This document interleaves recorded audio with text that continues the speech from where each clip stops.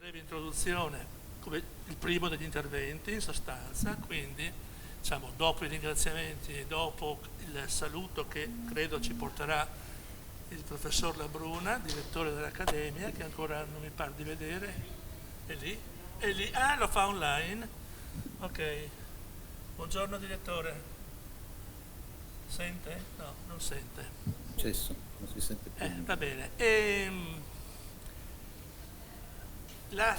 Ci saranno questi interventi piuttosto brevi perché sono molti, quindi dobbiamo organizzarci su dei tempi abbastanza contingentati, ma credo che saranno interessanti tutti. E poi all'inizio, anzi prima degli interventi, ecco, e dopo gli ringraziamenti, avremo Lisa Perini, che è un'artista che qui molti di voi conoscono, è stata allieva del professor Nonveillet, anche mia allieva e di altri in questa dell'Accademia di Venezia, e che come dire, aprirà ecco, questa giornata con una breve performance sonora che ci straderà un po' tutti anche spiritualmente, insomma, in qualche maniera, ecco, no? Ad affrontare poi la giornata di studi. E alla fine avremo una conclusione musicale con una serie di autori, alcuni dei quali anche molto amici dell'amico Giorgio e nostri, eseguiti al pianoforte da giovani musicisti del conservatorio, quindi insomma sarà ecco, una conclusione in bellezza, la bellezza della musica, no? Io prima di tutto vorrei ringraziare, e dopo i saluti, no? Un breve ringraziamento, poi i saluti del professor Labruna. Ringraziare la famiglia dell'amico Giorgio Nonveillet, Luciana, Elena, Marco, che saranno diciamo, rappresentati in questa così, serie di interventi dalla sorella Donatella Nonveillet, che parlerà per prima. Ringrazio tutti quelli che hanno collaborato a questo evento faticoso perché doveva essere realizzato nel marzo di quest'anno, eravamo ancora in prossimità del 10° anniversario della scomparsa del professor Nonveillet e volevamo ricordare questa data, ma del resto l'intenzione in fondo di questa giornata non era soltanto quella di ricordare, non c'era alcun intento celebrativo, piuttosto invece si voleva arrivare così come dire, a costruire no? Una sorta di piattaforma dalla quale partire per proporre per fare poi una proposta editoriale anche, insomma qualcosa che riuscisse anche a mettere insieme, no? Diciamo, una serie di studi, di cose che l'amico Nonveillet aveva fatto, alle quali si dedicava con grande passione e quindi restituire anche alla città, insomma, no? In qualche modo, anche in modo solido, in modo concreto, attraverso la pubblicazione, questo percorso. Su questo abbiamo trovato una grande convergenza, in particolare con la Federazione dei Lavoratori della Conoscenza della CGIL, qui abbiamo i rappresentanti, abbiamo il responsabile nazionale del settore alta formazione artistica e musicale che è l'amico Gigi Caramia, abbiamo Luigi Rossi che invece rappresenta in sede veneziana, abbiamo una presenza storica della FLC, ma è soprattutto una carissima amica come Paola Poggi che ha conosciuto molto bene, molto da vicino queste vicende e quindi sarà in grado di dare una testimonianza importante. Abbiamo infine i relatori, colleghi, amici, musicisti, eccetera, che si alterneranno, Ambrosini, Caldura, Cisternino, Tallari, Di Chiara, Folin, Goisis, Stringa e Giovanni Ravenna. E, insomma, io spero di aver detto un po' tutte queste cose in premessa e quindi passerei la parola al professor Giuseppe Labruna, direttore dell'Accademia delle Belle Arti, che ha naturalmente patrocinato, ben inteso, questa iniziativa. La parola a lei, professor Labruna. Eccoci, grazie. Intanto un saluto a tutti i presenti.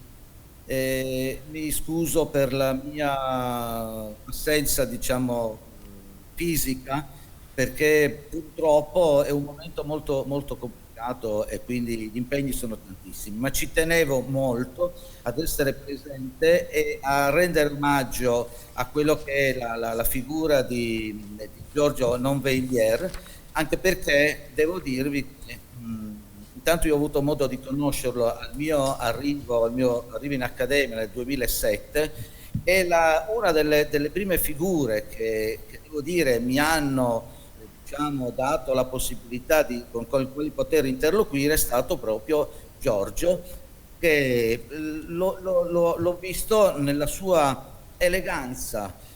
Lui era una persona, l'ho visto sempre elegante, col cappello, molto, molto affabile e tra l'altro con un modo di muoversi che ovviamente dava l'idea proprio di una persona colta, intelligente, che ti coinvolgeva in quelli che erano, diciamo, gli argomenti. E devo anche dire che una cosa che mi ha fatto molto piacere, quindi ci tengo anche a puntualizzare, una lettera che mi è stata inviata da Giorgio proprio per coinvolgermi in questo suo sogno, questo suo progetto che era legato a creare un dipartimento proprio specifico sulla didattica e sull'aspetto pedagogo e didattico in accademia. Questo suo sogno purtroppo non si è potuto portare avanti, ma ci tengo sempre, e lo ricordo sempre con molta, diciamo, con molta stima, ma anche con la speranza che possa accadere quello che ovviamente lui ha sempre pensato di fare in accademia. Una presenza di tantissimi anni e quindi ovviamente di parlare di Giorgio Nonvegliere, lì ho molti colleghi molto importanti che saluto, il professor Cassani, il professor Caldura, il professor Di Chiara, il professor Cisternino, quindi saranno loro anche a dare testimonianza di quella che era la figura di Giorgio Nonvegliere e quindi tutti gli altri amici, ma intanto come istituzione è importante che l'Accademia sia presente e che sia anche sempre a ricordare una figura come Giorgio Nonveglier, che ricordo, devo dirvi, con grande affetto, ma soprattutto per la sua brillantezza, per la sua intelligenza e per la sua cultura e questa fede legata all'insegnamento. Sarò rapidissimo, un ultimo racconto che ho avuto proprio l'altro ieri parlando di lui col professor Turria. Lui mi diceva appunto che è stato suo allievo e che un giorno si è ritrovato da solo in aula e il professor Novellier ha fatto lezione anche ad un singolo allievo, mettendo in atto come se avesse davanti tutti quanti gli altri allievi. E questo è ancora di più per me cosa dimostra l'importanza di un uomo in relazione alla sua professionalità, alla sua fede professionale e tutto quello che ovviamente lui ha dato, secondo me, all'Accademia.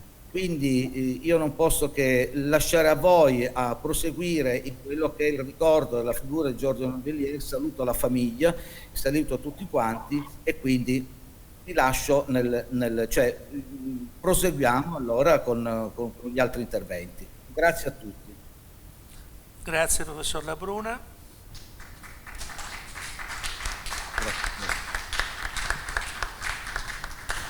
Tra i ringraziamenti di prima evidentemente andava incluso l'Ateneo Veneto che ci ospita e assolutamente diciamo, decisamente sì, e anche tutto quello che ha fatto Letizia da questo punto di vista, essendo consigliere, credo, no? Comunque socia dell'Ateneo, eccetera, e per seguire questo periodo di Covid, la vicenda da marzo ad oggi, insomma, no? E un grazie ai musicisti che poi interverranno e che nomineremo al momento opportuno. Intanto direi a Lisa di realizzare la sua performance, quello che pensava di fare. Io ricordo questo grande maestro che è stato per me il professor Novellier, e sto pensando ai vari colori. Il rosso è il mio colore preferito, il rosso abbiamo fatto una tesi sul rosso. Sì, come sono vestita. Dopo l'azzurro è il pianeta Terra, Urano e Nettuno. rosso della collana, il verde gli alberi, le piante, e il bianco e l'argento, il bianco perla, la luna e le stelle.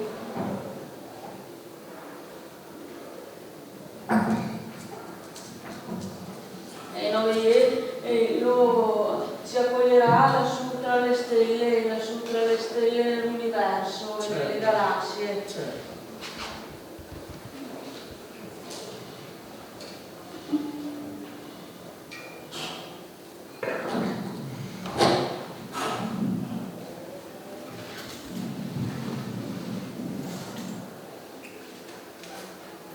Aspettavo le campagne del professor Cisternino.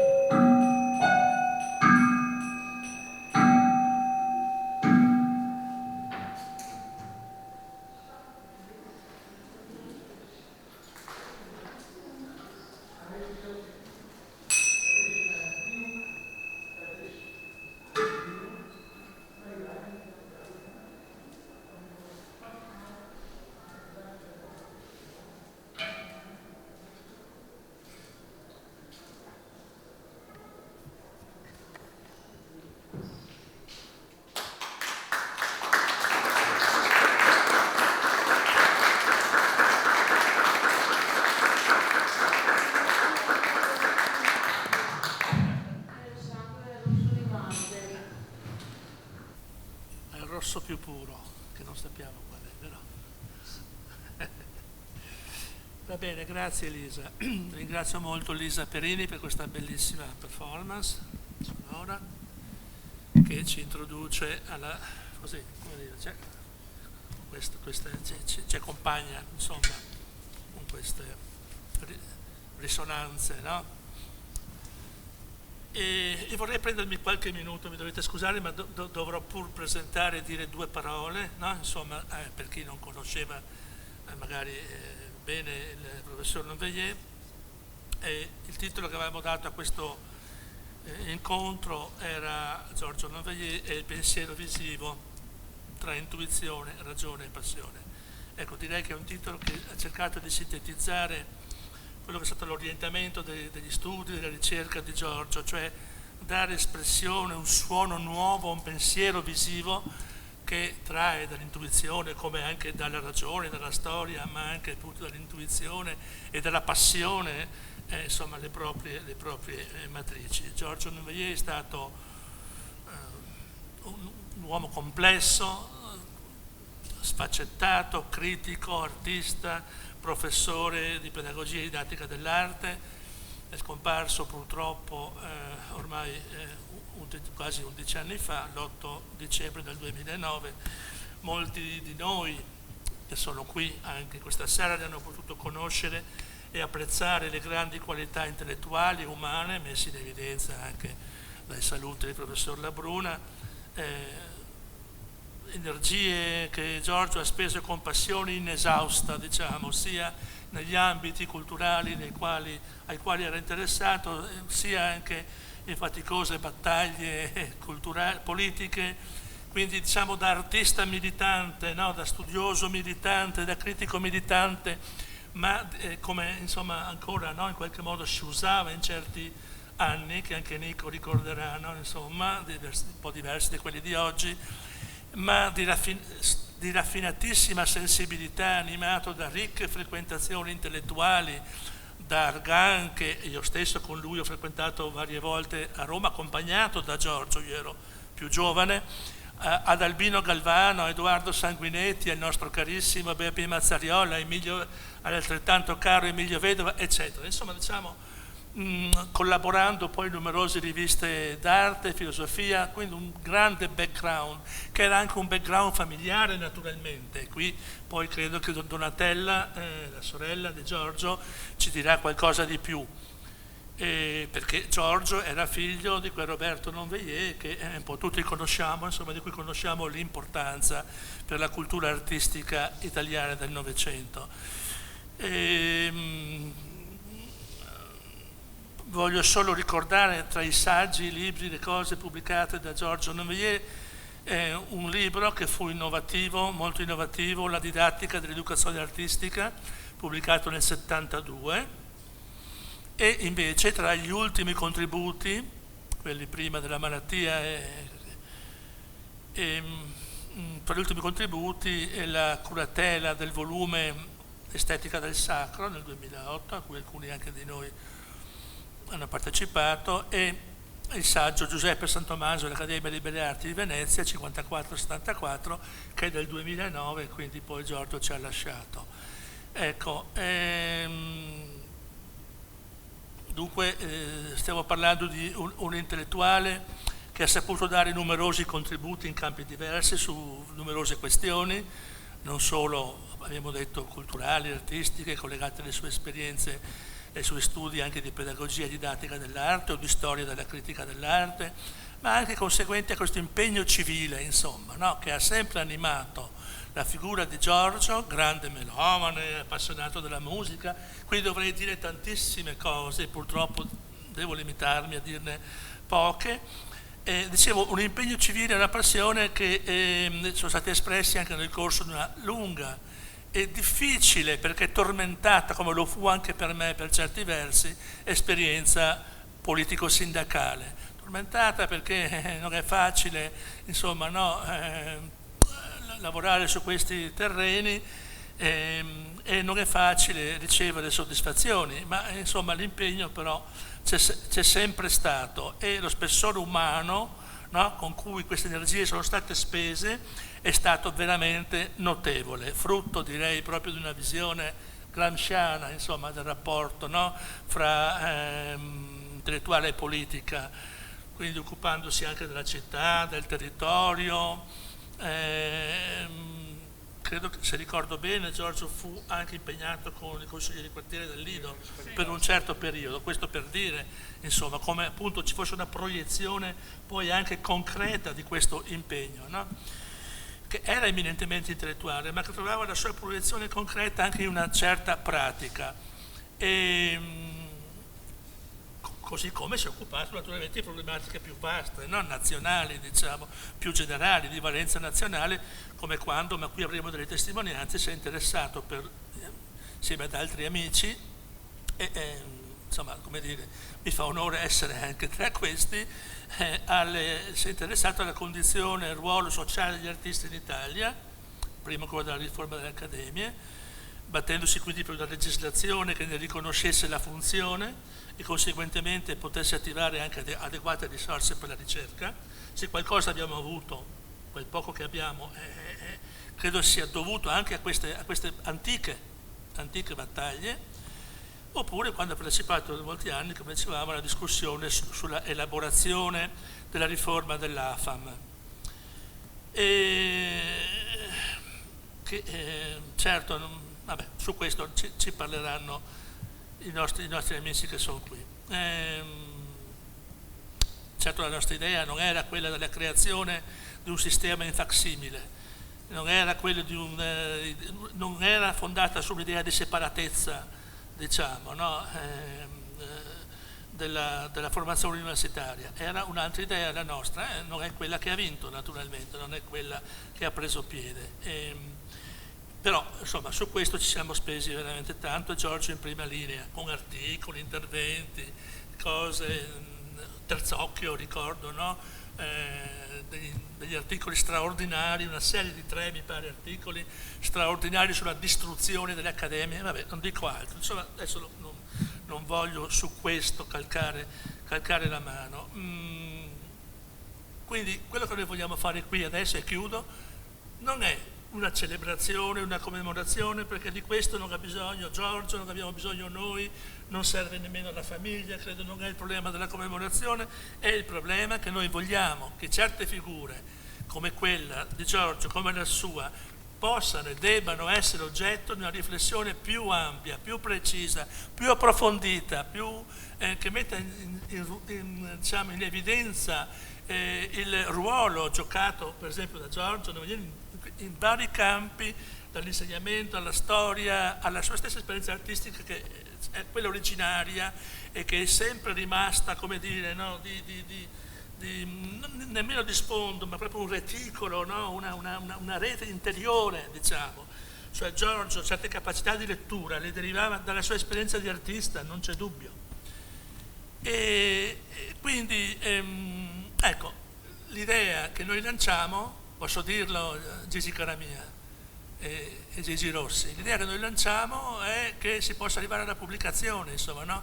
Anche con l'aiuto della FLC, che metta in luce questo percorso intellettuale, questo cammino che credo sia anche un grande patrimonio della FLC naturalmente, data l'appartenenza di Giorgio, e un patrimonio di tutti noi, di Venezia e di questa società nostra italiana. Ecco. Sul Giorgio pedagogista parlerà qualcuno anche, no, che appunto ha più titolo a dire qualcosa su questo. Bisogna però perlomeno ricordare che Giorgio ha fondato la cattedra di pedagogia e didattica dell'arte dell'Accademia di Venezia e voi sapete che per fondare, no, un'esperienza ci vuole un po' di lavoro solitamente, vanno spese molte energie, insomma, no? Sia progettuali. Giorgio ha tracciato tutti i percorsi curriculari del Dipartimento di Pedagogia, eccetera, no? Sia un impegno molto molto importante. E diciamo nel suo insegnamento, del resto, i temi della pedagogia sperimentale si confrontavano proprio con la sua vocazione all'arte e quindi diventava un'espressione esattamente appunto di un pensiero visivo, come abbiamo detto, no, all'inizio, in cui ragione e intuizione dialogano, no, nel progetto di costruzione di una personalità armonica, in un progetto in cui l'arte, il suo insegnamento possano essere anche una cura dell'anima vera e propria, no? Insomma, una cura ehm, sì, dunque sul terreno della storia della critica d'arte forse Nico, forse non lo so perché non so bene cosa vorrà dirci, ma forse dirà qualcosa. E qui io chiudo con un rinvio brevissimo a un ricordo personale. E quando io, artista molto giovane, ho conosciuto Giorgio, l'ho conosciuto in questa complessità di cui vi ho detto, e poi l'ho conosciuto come curatore di 2 mostre che lui ha curato, una negli Stati Uniti e una in Olanda, in cui io ero presente come artista, e questa esperienza è stata veramente un'esperienza importante per me, no?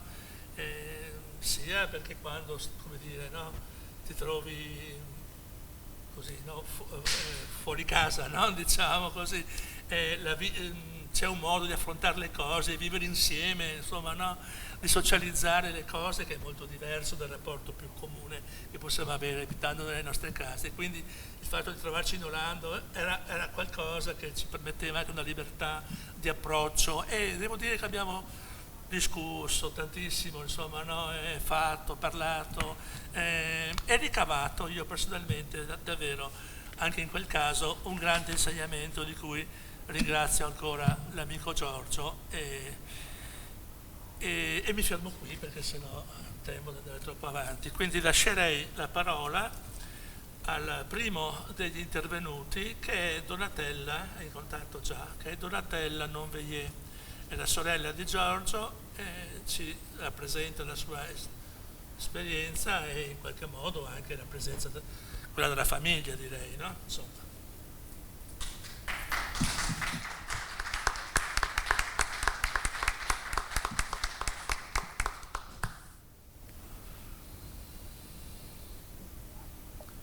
Ci parlerà, credo, in particolare del periodo argentino di Giorgio, ecco, no? Perché Giorgio è nato a Milano, ma è vissuto poi in Argentina, a seguito del papà, si è trasferito in Argentina per un periodo, e lì ha passato l'infanzia e l'adolescenza. È un fatto che l'ha molto, come dire, l'ha molto segnato, no? Lo ha molto caratterizzato. Giorgio è sempre stato legatissimo alla sua Argentina, no? E quindi la sorella ci parlerà un po', penso, di questo. Posso? Sono Sì, in onda? Sì? sentiamo. Allora saluto tutti, mi sento emozionata e onorata per partecipare e vi ringrazio per avermi invitato. Io parlerò come diceva Luigi Viola, di Giorgio negli anni che siamo stati in Argentina. Allora, io ho iniziato a scrivere alcune pagine di ricordi sulla nostra famiglia dopo che Giorgio ci ha prematuramente lasciato, ed in particolare sulla vita e le opere di mio padre. Avrei voluto scriverle con Giorgio per far conoscere parte delle nostre vite ai nostri cari, e sono certa che Giorgio ne sarebbe stato felice, e lo aveva già manifestato raccogliendo in una cartella alcune testimonianze di quell'epoca proprio su nostro padre. Sempre avevamo avuto il desiderio di ritornare a Buenos Aires, così come diceva Luigi Viola, che Giorgio l'abbiamo sempre avuto nel cuore, l'Argentina, e per riuscire a recuperare soprattutto numerosi quadri e carteggi che nostro padre aveva lasciato in custodia, fiducioso di ritornare.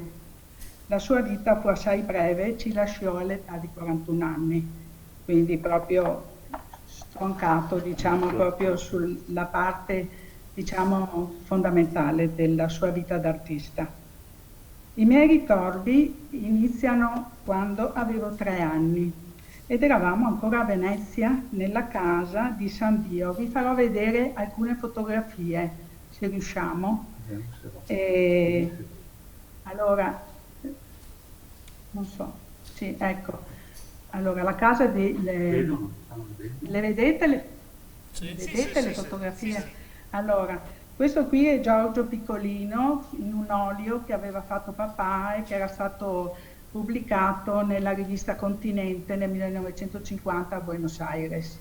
Purtroppo non ce l'ho, ho soltanto la fotografia. E noi abitavamo a San Dio e c'è questa fotografia che siamo noi due proprio davanti al palazzo dove si abitava. Giorgio comunque era nato a Milano, ma a causa di un bombardamento che distrugge parzialmente la loro casa, egli aveva appena 6 mesi e si trasferirono a Venezia, che in quel momento sembrava più sicura. Nel 1945 poi nacqui io e questo così è un ricordo spiritoso. Mi dicevano che Giorgio voleva mettermi subito le scarpette per vedere se camminavo. Egli era un bambino molto curioso e sempre pronto a sperimentare cose nuove. E quando gli chiedeva come ti chiami, lui rispondeva: Dodo rompi tutto. Parlando, allora questa era, parlando degli anni della nostra infanzia a Buenos Aires, questa qui è la casa di San Dio, nel piano nobile, diciamo, dove abitavamo noi, fino al 48. Allora, nel maggio del 48 fu un momento in cui il nostro padre, per soddisfare le sue esigenze di cambiamento e di sperimentare nuove esperienze, volendo visitare mondi nuovi, portarono alla decisione di partire tutti per l'Argentina. Ci imbarcammo su una nave, io avevo 3 anni, mio fratello 6, papà poco più che trentenne e mia mamma Vittorina Vianello aveva 28 anni. Il nostro fu un viaggio da turisti, ma con l'intenzione, un viaggio da turistici, scusate, ma con l'intenzione di restare per conoscere l'Argentina. Arrivammo al porto di Buenos Aires in un giorno che ricordo abbastanza grigio e dopo un'iniziale sistemazione in albergo andammo ad abitare in un confortevole albergo a Jorge Newbery. Qui siamo appunto nell'appartamento di Jorge Newbery, se puoi far passare. Ecco, qui siamo noi due, sempre nel primo appartamento, parliamo del 48-49, vai avanti. Ecco, questo qui è un quadro, sempre di nostro padre, che rappresenta il palazzo dove noi eravamo andati ad abitare inizialmente. Allora, appena ci sistemammo in questo appartamento, Giorgio doveva andare a scuola, ma non fu facile l'iscrizione a causa della lingua. Mia madre andò a scuola con lui allora, come condizione alla frequenza per aiutarlo. In brevissimo tempo fu iscritto regolarmente e non vi furono più problemi. Dopo 2 anni cambiammo casa, questa era proprio nel centro di Buenos Aires, un appartamento bellissimo, ecco qui siamo noi, la nostra bella famiglia, mamma, papà e noi due. E questo era un appartamento bellissimo con un parco stupendo di fronte dove trascorrevamo i pomeriggi. Dunque questa foto è sempre della rivista Continente, che era stata appunto dedicata a papà e aveva fatto il ritratto a Giorgio. Lì, quando il primo figlio, diciamo, nella famiglia, lo chiamavano El Pichón della Cassa. E questo è il titolo che lui dette a questo disegno. Dunque poi si vede la casa del Palazzo di Buenos Aires, ecco qui dove siamo andati ad abitare fino a quando poi siamo ritornati in Italia. E di fronte c'era il parco, ecco qui noi ci siamo divertiti tantissimo, ne abbiamo combinate molte e giocavamo praticamente i pomeriggi di buona stagione. Poi ci sono ecco, queste foto qui si vede il ballerino spagnolo José Greco al quale papà fece un grande ritratto e noi due piccolini, poi vai avanti. No, quella precedente, scusa, no allora non c'è, allora è dopo. Qui siamo sempre nell'appartamento di quello grande. Papà che ci dice guardate, non guardate l'obiettivo bambini, guardate là, ecco, questa è la descrizione di questa foto. E qui invece si vede i miei genitori con l'ambasciatore d'Italia, la moglie, e Amedeo Nazzari, che era venuto a Buenos Aires e aveva fatto una grande amicizia con mio padre. Ehm, al- riuscite a sentirmi, sì? Mi sentite bene? Sì, sì. Allora posso proseguire? Allora, Giorgio, quando andammo ad abitare lì, questo è un altro momento, frequentò la scuola Argentina Modello. Era un alunno molto bravo e considerato sia dal maestro che dal direttore. Era già appassionato al disegno e nel 1953 realizzò la sua prima mostra di disegni alla Galleria Picasso. Il ricavato della vendita dei disegni fu devoluto a una colonia infantile. Probabilmente, futuro pittore anche lui, seguiva le orme paterne da cui ne era affascinato. Vediamo l'altra, ecco questa foto, qui si vede l'ambasciatore d'Italia, il direttore della sua scuola, dell'Argentina Modello, papà, il maestro di Giorgio e mia mamma. Ecco, qui è stato un momento bello, insomma, ma comunque Giorgio era sempre un bambino, bambino ancora, sereno, tranquillo, faceva le sue cose, non è che si sentisse nulla di più, ecco. Alcune foto, dunque no, qui abbiamo già detto. Allora, nel 1954, ecco questa fotografia, fu proposto a nostro padre di presenziare in televisione per un programma che descriveva la vita di un pittore con la sua famiglia. E questo per noi era stato un momento molto strano, molto bello, eravamo molto curiosi di vedere le cineprese, tutto quello che va dietro, insomma, e questo passò in un programma televisivo. Ritornammo a Venezia, poi procedo, nel 1955 ritornammo a Venezia e Giorgio fu iscritto all'Istituto d'Arte. Lo misero subito in una classe successiva, credo, perché lui era molto avanti nonostante venisse da una scuola argentina con la lingua naturalmente castigiano, eccetera. Si diplomò nel 59 come maestro d'arte e poi frequentò l'Accademia di Belle Arti, dove nel corso di decorazione del professor San Tommaso, laureandosi, oggi si dice così, no? Nel 1963. Poi partecipò a mostre collettive e personali con ottimo successo. Si abilitò subito all'insegnamento e divenne ben presto docente delle scuole medie per educazione artistica e poi al liceo scientifico per disegno e storia dell'arte. Ecco, a quei tempi che faceva l'insegnante alle medie, lui scrisse un libro, Didattica dell'educazione artistica, e credo che sia stata l'unica pubblicazione che c'era a quei tempi e anche dopo. Anche lui, come il padre, fu critico d'arte e profondo studioso e conoscitore dell'arte e della cultura. Lasciò a Venezia veramente un grande vuoto il 9 dicembre del 2009. Ricordo, che questo lo dico perché mi aveva colpito allora, che durante il funerale di Giorgio nel cortile dell'Accademia di Belle Arti, l'allora sindaco Massimo Cacciari disse: Venezia, mi emoziono, scusate, Venezia ha bisogno di persone come Giorgio Nonveglier. Egli aveva saputo dare tutto se stesso, scusatemi, all'arte, alla cultura, alla ricerca, alla critica. Una vita, la sua, spesa per lo studio e per gli allievi che alla fine sono stati per lui una priorità. E questa è una bellissima foto dei nostri migliori anni, sono due foto. E concludo così con una grande emozione. Grazie per avermi ascoltato.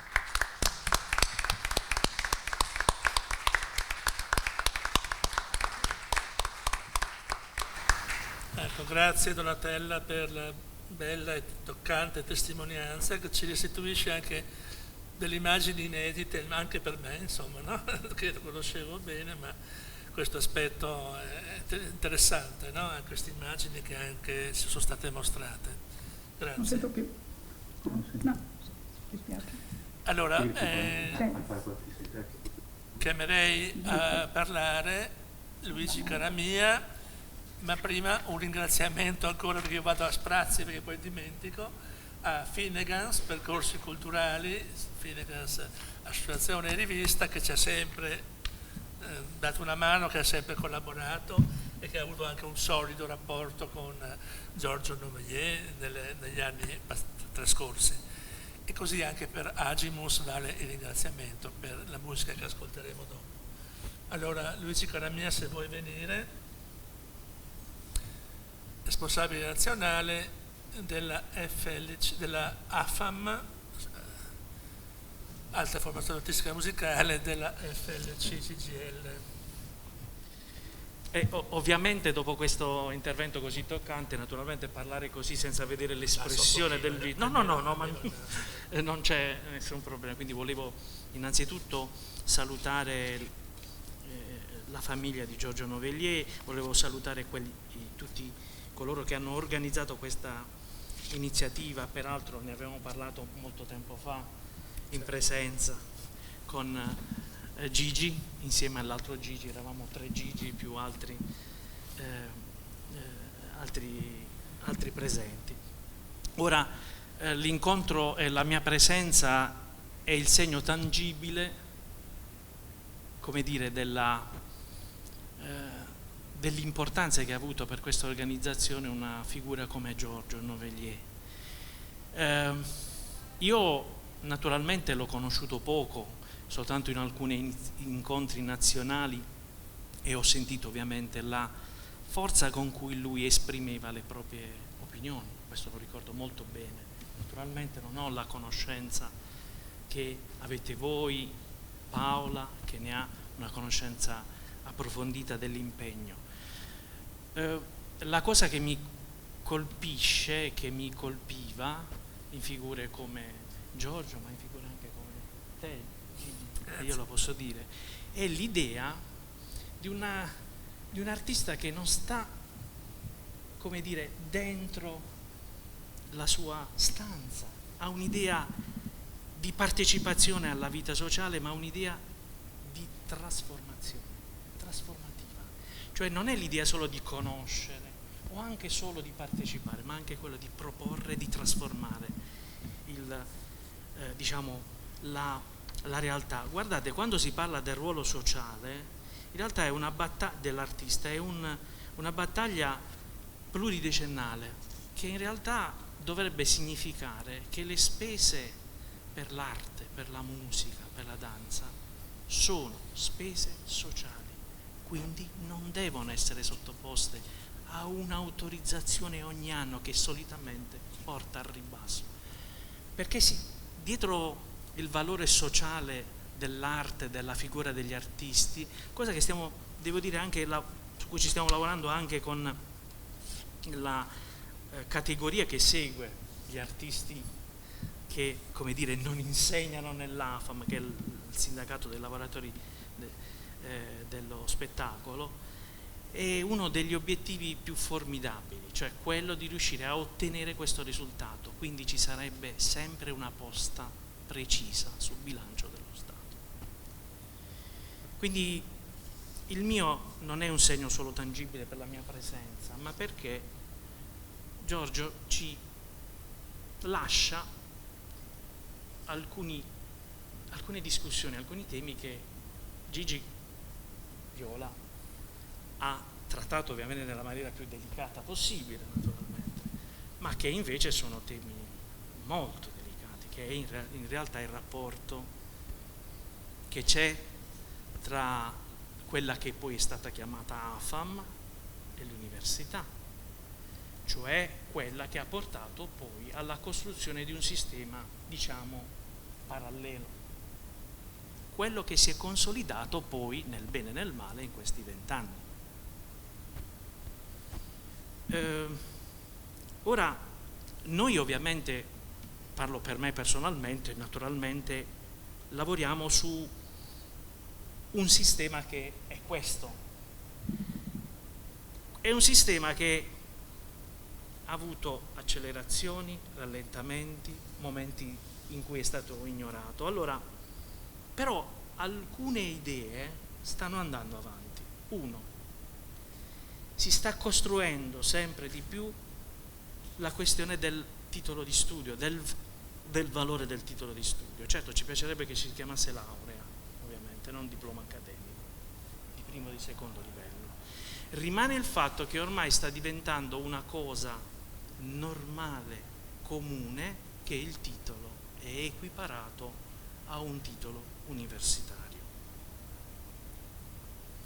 Ancora, il tema della ricerca. Guardate, il tema della ricerca è al tempo stesso percorsi e al tempo stesso profili di chi ci lavora. Io vi posso dire che mai come in questo momento siamo vicini alla possibilità che i cosiddetti dottorati di ricerca possano essere attivati. Mai siamo stati così vicini. Ce la faremo questa volta? Io non ve lo so dire, però ovviamente capisco perfettamente la tua cosa, però insomma così sono andate le cose, e questa possibilità ci potrebbe essere. Naturalmente c'è bisogno anche di una modifica, di una attenzione a quello che è, tra virgolette, il profilo dei docenti, del docente, in cui il tema della ricerca deve entrare come elemento ineludibile, come elemento fondante della, tra virgolette, professionalità di questi diciamo, di chi lavora in questi settori. Ed è quello che cercheremo ovviamente di fare, con tutte le nostre difficoltà, anche nel prossimo rinnovo del contratto nazionale. Questo per dire che alcune di quelle suggestioni non sono andate tutte perse.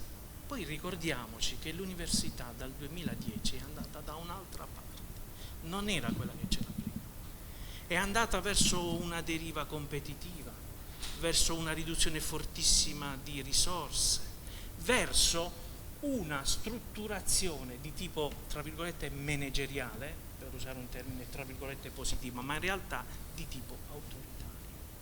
E questo mi permette di collegare a una cosa che mi ha colpito molto nell'intervento di Giorgio negli Stati Generali che si sono tenuti nel 2007, la difesa del Consiglio dei professori e il fatto che demandare tutto al Consiglio accademico rappresentava un rischio democratico. Lui parlava ovviamente del Consiglio dei professori come il Consiglio di facoltà. Certo, adesso non ci sono più delle facoltà come una volta, ci sono i dipartimenti, ci sono le strutture di raccordo. E questo per dire che comunque l'università è andata da un'altra parte e noi tutto quello che è avvenuto in questi 10 anni l'abbiamo fortemente criticato, fortemente combattuto e vogliamo tornare verso maggiori risorse, per cui per esempio sarà vero che nelle risorse del Recovery Fund ci sarà un aumento senza precedenti, perché così è scritto, delle risorse per l'istruzione terziaria. Sarà vero questa cosa? Perché se si passa dall'1,3 al 2,1% sono 10 miliardi in più. Non si parla, adesso lo vediamo. Quindi voi capite le battaglie che ci sono, che sono in corso. E quest'idea di democrazia era in quell'intervento davvero anche straordinario sul fatto di strutture che rischiavano di essere autoreferenziali, parlava di rischi di neofeudalesimo o derive monarchiche, diciamo, all'interno delle istituzioni. Una cosa davvero moderna, davvero molto interessante da questo punto di vista, che ci parla. Naturalmente ci sarebbero, diciamo, tantissime cose da dire. Io volevo solo segnalare due aspetti che mi interessano. Ci sarà un gatto. Sì, l'ho visto prima, simpaticissimo. C'è un gatto. che gira. Allora, qual è il faro? Mi segue dappertutto. Guardate, qual è per noi la stella polare del nostro agire, diciamo, io siccome l'ho detto più volte in tutte le riunioni, perché esiste un AFAM statale? Per permettere a chi non se lo può permettere di poter sviluppare il proprio talento, le proprie passioni, questo, per cui tutto ciò che porta a un incremento di risorse, ad investimenti, che consentono a tutti di poter partecipare a, come dire, a rispettare e a seguire quello che è scritto nella nostra Costituzione, quella è la nostra stella polare e non un'idea soltanto di conflitto, competizione tra istituzioni, tra persone. Ecco, io non la voglio fare lunga perché penso che ci saranno altri interventi, credo anche probabilmente più interessanti del mio, però forse, come dire, l'importanza di questo seminario, di questo convegno, è quello di legare la memoria al presente, come dire, nella necessità di inventare, di immaginare e di creare il nostro futuro. Per questo auguro a tutti buon futuro e buon lavoro e buon proseguimento. Grazie. Grazie Gigi. Grazie anche di aver fatto un lungo viaggio per averci raggiunto. Volevo solo dire che naturalmente ci sono i nostri impegni per le cose. Questo è importante, ripetilo. Ciao, grazie. Bene, allora adesso Nico, vorresti venire tu? Nico Stringa, professore universitario Ca' Foscari, dovrebbe parlarci, credo, della scultura, degli scritti che Giorgio ha dedicato alla scultura, anche perché Nico... Sì, penso di sì, Marco. Sì, grazie, ringrazio anch'io tutti i familiari, gli amici, i colleghi che hanno predisposto questo incontro. Farò un breve intervento e mi dispiace molto tra l'altro intervenire a questo punto perché poi devo tornare là a Ca' Foscari e perché mi sarebbe piaciuto sentire appunto anche gli altri interventi che daranno un'idea completa della personalità di Giorgio. Ecco, sono molto d'accordo con quello diceva, quanto diceva Luigi Viola. C'è bisogno senz'altro di proiettare la figura di Giorgio Noumeillé sul sfondo della città e all'interno della città, perché in effetti non solo lui ma anche tanti di noi insomma abbiamo combattuto e stiamo combattendo dentro questa città molto difficile per cercare di migliorare la situazione e dare un senso a questa nostra contemporaneità. E tanto più urgente direi questa iniziativa di proporre poi di arrivare a raccogliere gli scritti più importanti di Giorgio e di pubblicarli, perché la situazione di Venezia, come sapete, si sta aggravando, no? Per tanti motivi. Solo per quello che riguarda il nostro aspetto delle questioni storico-artistiche voglio solo dire che due cose. Primo, che la Fondazione Bevilacqua La Masa è stata distrutta in questi 5 anni di una gestione dissennata. Secondo, il museo di Capesaro è irriconoscibile, non si capisce più niente. Le collezioni sono state smontate, no, e c'è una situazione gravissima, però nessuno ne parla. Io comunque adesso tra qualche ora vado in pensione, no, a mezzanotte, e continuerò più di prima, perché prima ero anche vincolato, diciamo, a questo ruolo che avevo di docente a Ca' Foscari, no? Invece adesso sarò ancora più libero e mi impegnerò sempre di più nel rendere difficile la vita a tutti quanti stanno cercando di distruggere l'ambiente culturale veneziano. Bravo, Nico. Almeno, questo, scusate, ma devo dirlo perché la situazione è veramente grave. Speriamo almeno che venga nominato un assessore alla cultura, che quindi e che almeno, per quanto possa essere debole, però farà senz'altro meglio di quello che hanno fatto,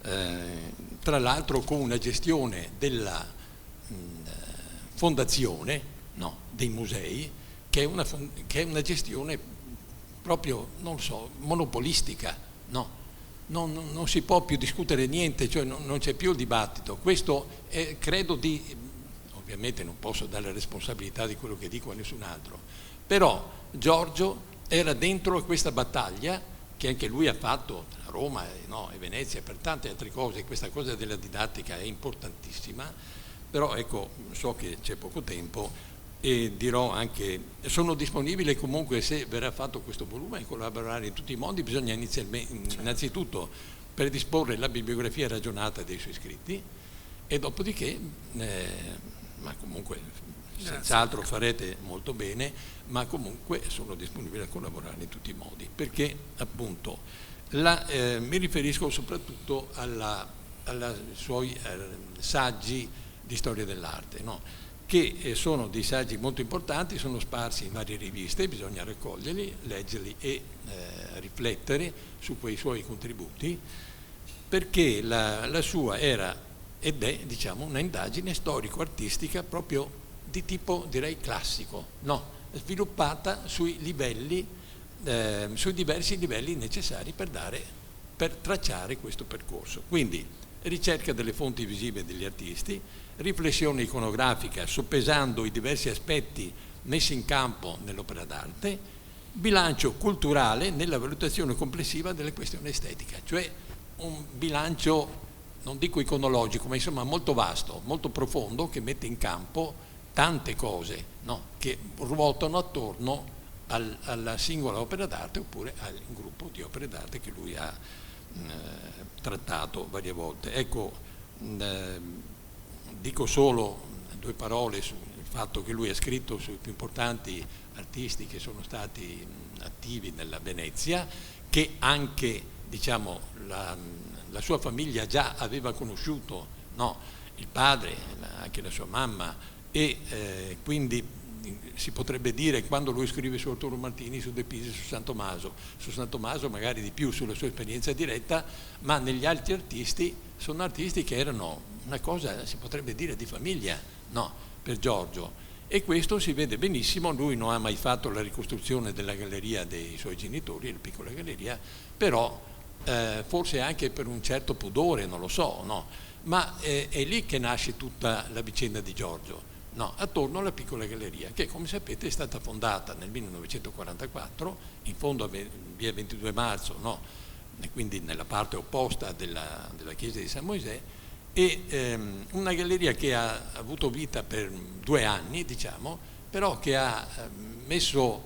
si è messa al fianco di una galleria che era nata invece nel 1942, quella del Cavallino, che aveva una base finanziaria molto più solida. Però bisogna dire la verità che Roberto Nouvier è riuscito a sfilare molti degli artisti del Cardazzo e soprattutto ha fatto delle cose straordinarie. Adesso ne accennerò proprio in modo molto sintetico. Questo, come sapete, dirò tutte cose che sapete, però per esempio i bollettini della piccola galleria non è che siano proprio comuni, sono piuttosto rari. Anch'io li ho raccolti un po' di qua, un po' di là, a mercatini eccetera, nell'antiquariato, perché sono una fonte straordinariamente importante. E questo è il ritratto che Martini fa a Roberto Nouvier, suo padre, quindi in gesso patinato a terracotta nel 1944, che è stato acquistato dal Museo di Capesaro nel 1959 da Garibaldo Marussi a Milano, quindi evidentemente insomma, era stato ceduto a questo anche critico d'arte, ed è stato Guido Perocco a acquisirlo per le collezioni di Capesaro. Molto spesso si dimentica che almeno Guido Perocco nella sua attività non sarà stato un genio, però ha fatto un lavoro straordinario. Noi non abbiamo bisogno tanto di geni, i geni stiano pure a casa oppure scrivono poesie, non so, facciano quello che vogliono, però il funzionario che lavora nelle strutture pubbliche, va bene, deve rinforzare queste strutture, non indebolirle. E difatti però ha acquistato opere importantissime di Arturo Martini e di molti altri, nessuno più lo ricorda, ma io invece lo ricordo perché è stato un bravo direttore di museo. Va bene, ha raccolto opere importanti che magari adesso sono in magazzini al Vega, no, e che non si possono vedere. Va bene, comunque ecco, in casa da giovane anche Giorgio, no, ha visto, e la sorella immagino, la signora ci ha parlato prima, ha visto questo straordinario ritratto che fa parte di un gruppo di ritratti che Martini ha eseguito in quegli anni in cui dal 42 al 45 ha insegnato all'Accademia. Tutte cose che Noveye sapeva a memoria e di cui ha parlato in numerosi saggi che ha scritto su Arturo Martini, pare che siano 5, però bisogna controllare bene appunto. Questa è un'immagine dell'interno della piccola galleria durante la personale di Alberto Viani, presentata da una specie di testo poetico, no, di Arturo Martini.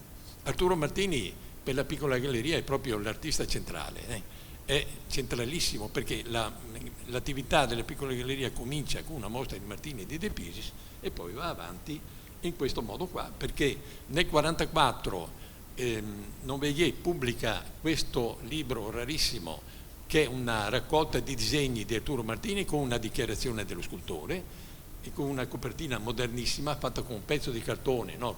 Bellissimo, questo è un libro molto raro, e poi pubblica anche Roberto Noveye il libro dei libri, no, cioè un libro dedicato esclusivamente alla scultura, alla donna che nuota sott'acqua di Arturo Martini con fotografie di Ferruccio Lais. Un libro anche questo introvabile, stampato in 200 esemplari, un libro costosissimo. Noi ci domandiamo, no, il coraggio che aveva anche Giorgio, no, nella sua battaglia per il rinnovamento dell'Accademia, così. Era un coraggio che avevano anche avuto i suoi genitori, perché non so come si faceva nel 1944 trovare i mezzi per stampare questo libro lussuoso di grande formato, no, che ovviamente è andato esaurito subito. No, io ho la copia che mi è stata regalata da una persona che non so, forse si è sbagliato, aveva esagerato ma che era stata di Leone Traverso, no? Quindi c'era una cerchia, tra l'altro in questo libro, vedete proprio con una poesia straordinaria di Paul Valéry, dove stiamo parlando della donna che nuota sott'acqua, si parla del marmo assoluto, no? Una poesia dalla Semiramide, e non si sa chi ha tirato fuori questo testo meraviglioso, adattissimo, però ci sono, ecco, una serie di foto straordinarie che non so se questo libro si potrebbe anche, chi lo sa, un domani anche magari ristampare. Va bene. E questo è il colofon.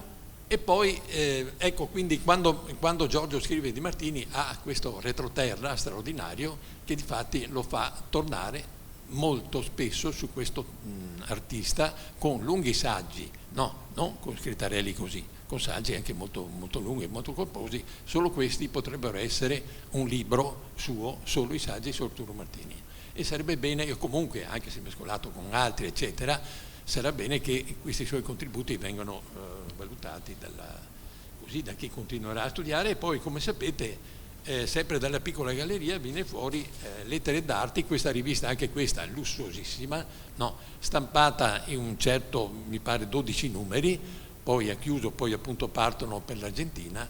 Ecco, volevo dire solo questo, che dentro il DNA di Giorgio c'è questa grande impresa, no, della sua famiglia, e sua madre appunto ci ha dato una testimonianza scritta che penso anche con l'aiuto di Giorgio, senz'altro, no? Nell'occasione della mostra Arturo Martini gli anni 40 che abbiamo fatto la Bevi con la Masa nel 1989. Ecco, partirei da qua, ma anche qua mi fermo perché, come ho detto, i suoi contributi di storico dell'arte sono densi, sono riflesso della sua cultura molto vasta e molto aggiornata. Ne abbiamo parlato tante volte quando ci incontravamo, poi passavano anche magari periodi lunghi senza incontrarlo, ognuno poi ha le sue strade. Qua no, come sapete a Venezia basta girare una calle di là e non trovi più quello che è uscito magari un minuto prima di te dalla parte di là. Comunque vi ringrazio, vi lascio a malincuore in questo interessantissimo incontro, ma se sarà necessario sarò sempre al fianco di Luigi Viola, che stimo molto, perché così la testimonianza di Giorgio torni a essere vivente in mezzo a noi con la forma più ancora bella che abbiamo, che è quella del libro, no? Che ci fanno, questi libri che ci fanno compagnia e ci danno molte soddisfazioni. Grazie. Grazie a te, Nico. E prendo per buono l'impegno.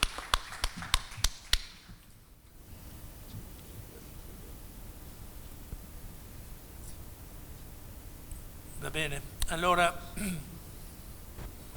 continuiamo un po' in un certo senso, no? una riflessione sul Giorgio artista, anche più artista che critico in questo caso, ma che dà l'altra sfaccettatura, una delle altre sfaccettature. Invitiamo quindi il professor Riccardo Caldura, docente di fenomenologia delle arti contemporanee all'Accademia di Belle Arti di Venezia.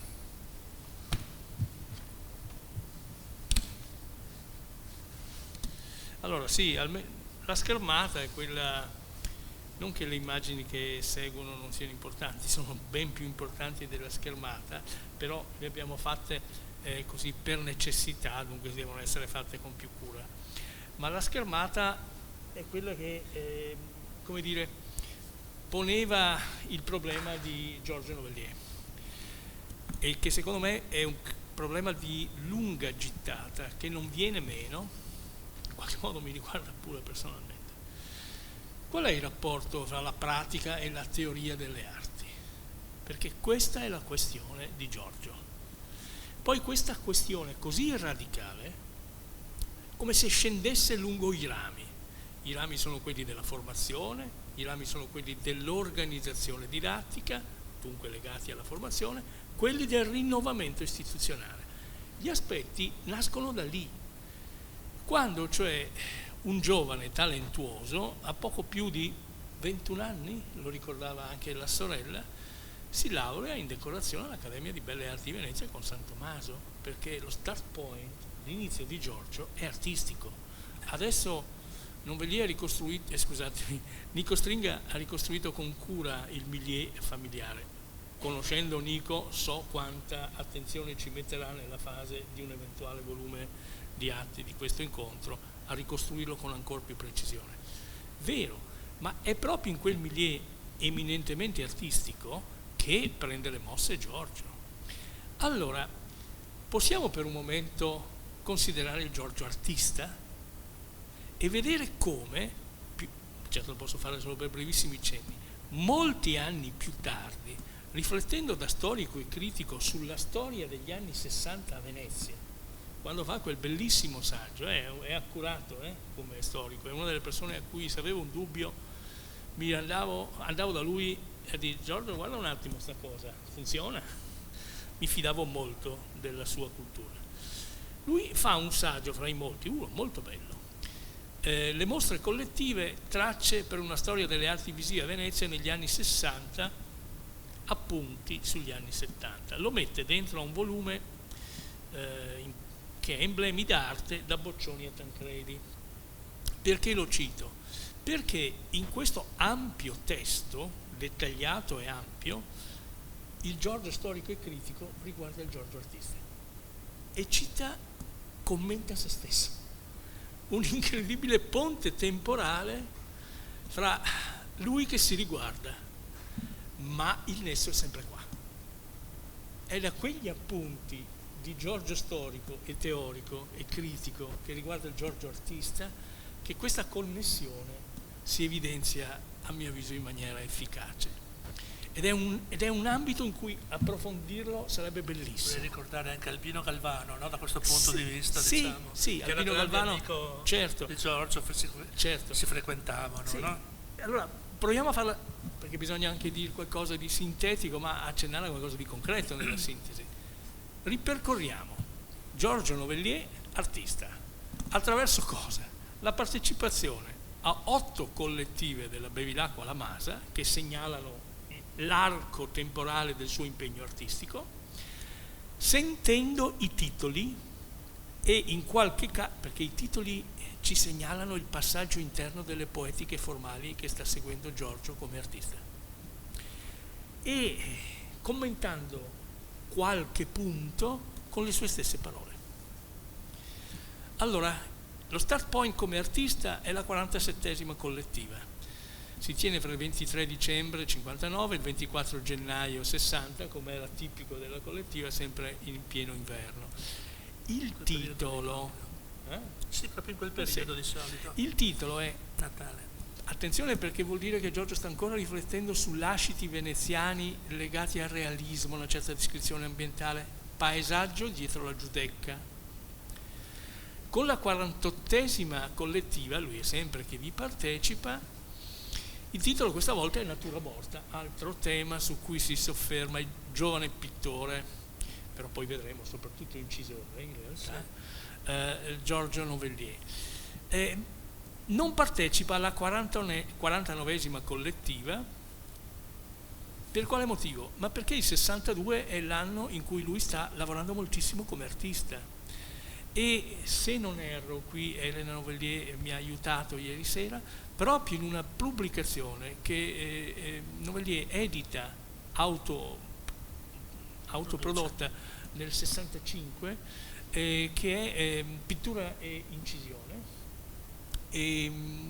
pittura grafica, scusami, e c'è questo curriculum vitae che ci aiuta a capire che cosa succede nell'anno in cui non partecipa alla Bevilacqua. In realtà lavora moltissimo, e di che lui lavora appunto a Milano, ad Ancona, a Roma, in Veneto, cioè il 62 è l'anno del giovane artista che porta in diverse situazioni il suo lavoro.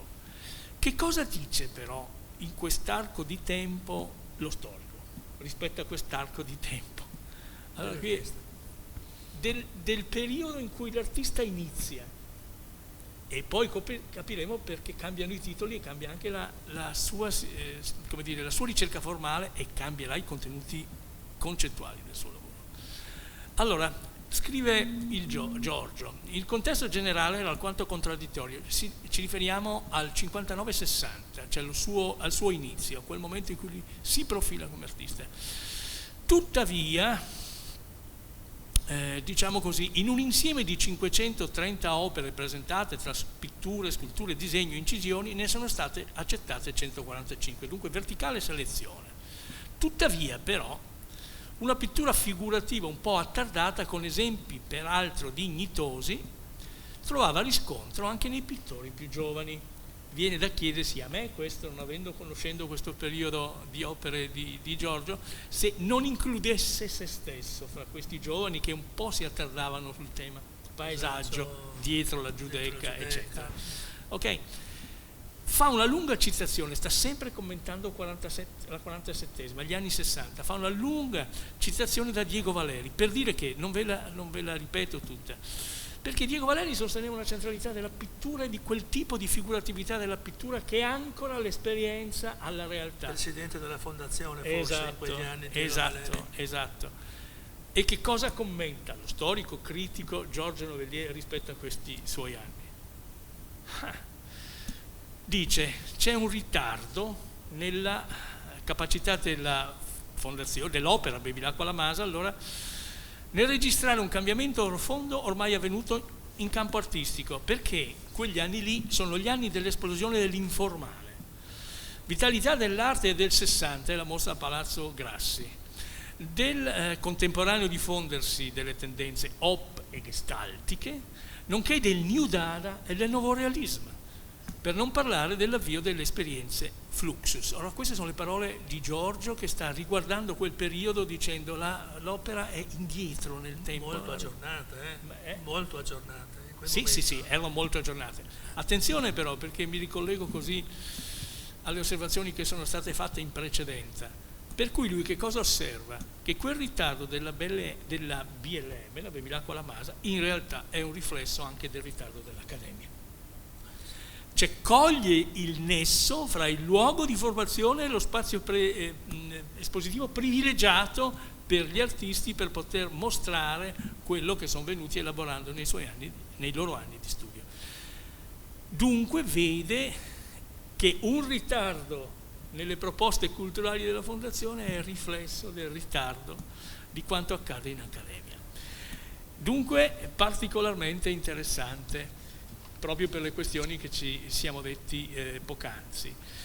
Bene, alla 50ª collettiva partecipa di nuovo Natura Morta, questa volta però prende il premio Rotary Club di Venezia. Attenzione, nel 62 fa la personale alla Bevilacqua, è la prima. Chi lo presenta?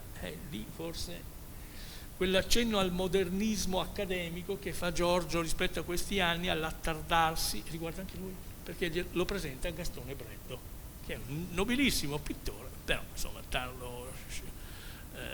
riflessione post-cesaniana, eccetera. Benissimo, nel 50 Natura Morta, Rotary Club, il titolo è ancora un pochino echeggiante il passato, Natura Morta con Teschio. Qui però comincia a succedere qualcosa, perché nel 51, 63, 64 lui si sta avvicinando a quel che conta e secondo me cominciamo adesso anche a vedere qualcos'altro, cioè cambia completamente il tono dei titoli del lavoro. Adesso diventa struttura microcosmica, microcosmo 2. Siamo nel 64-65. All'avvio, nella collettiva siamo all'avvio, no? Sempre 22 dicembre 63, 12 gennaio 64.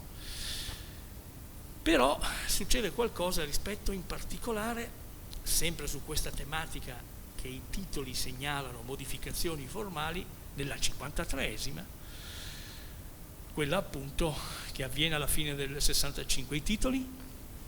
Tensione e rottura, tensione, frantumazione emergente, ancora l'anno dopo, la 54esima.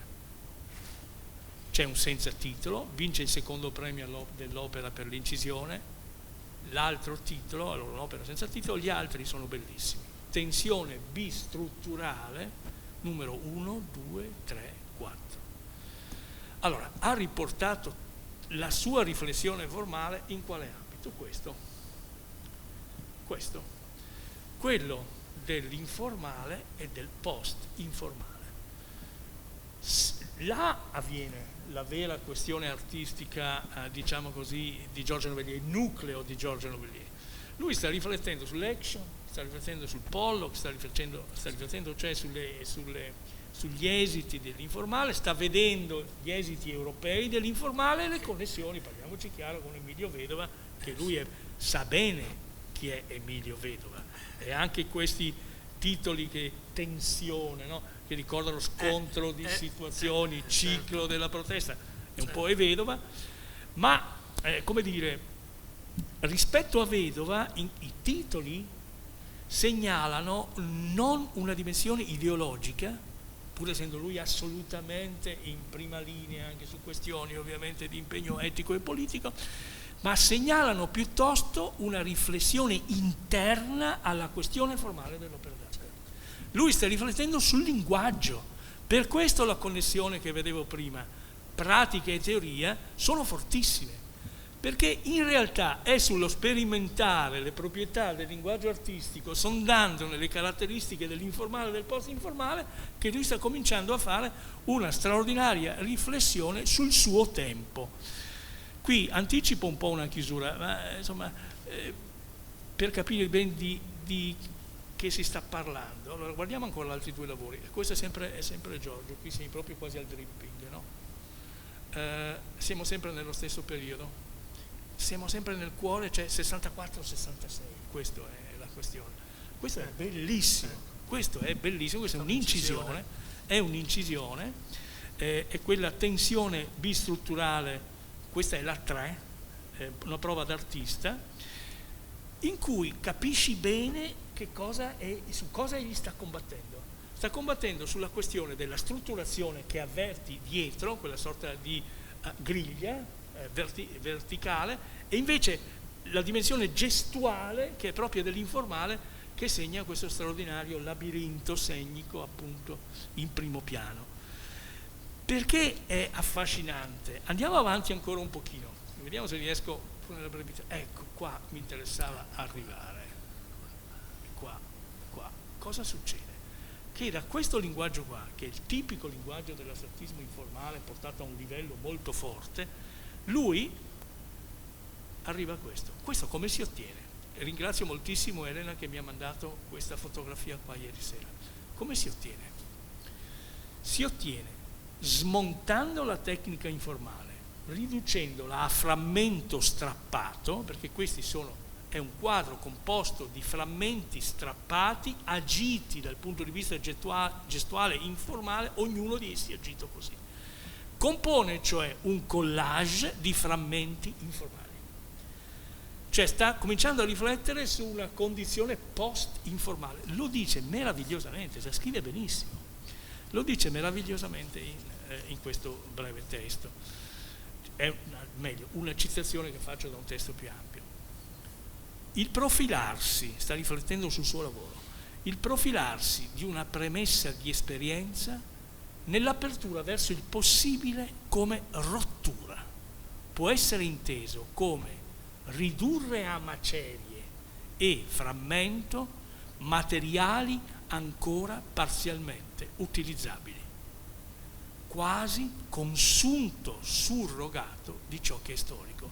È come se attraverso questo destrutturare il linguaggio informale lui dicesse si può aprire un capitolo basato sul ridurre a macerie, sull'aver colto cioè la fase decostruttiva a tutti i livelli. Ma questo punto di vista di aver colto la fase decostruttiva del linguaggio formale artistico in quegli anni, che è il punto d'avanguardia massimo, è anche l'avvio fino in fondo della sua riflessione teorica.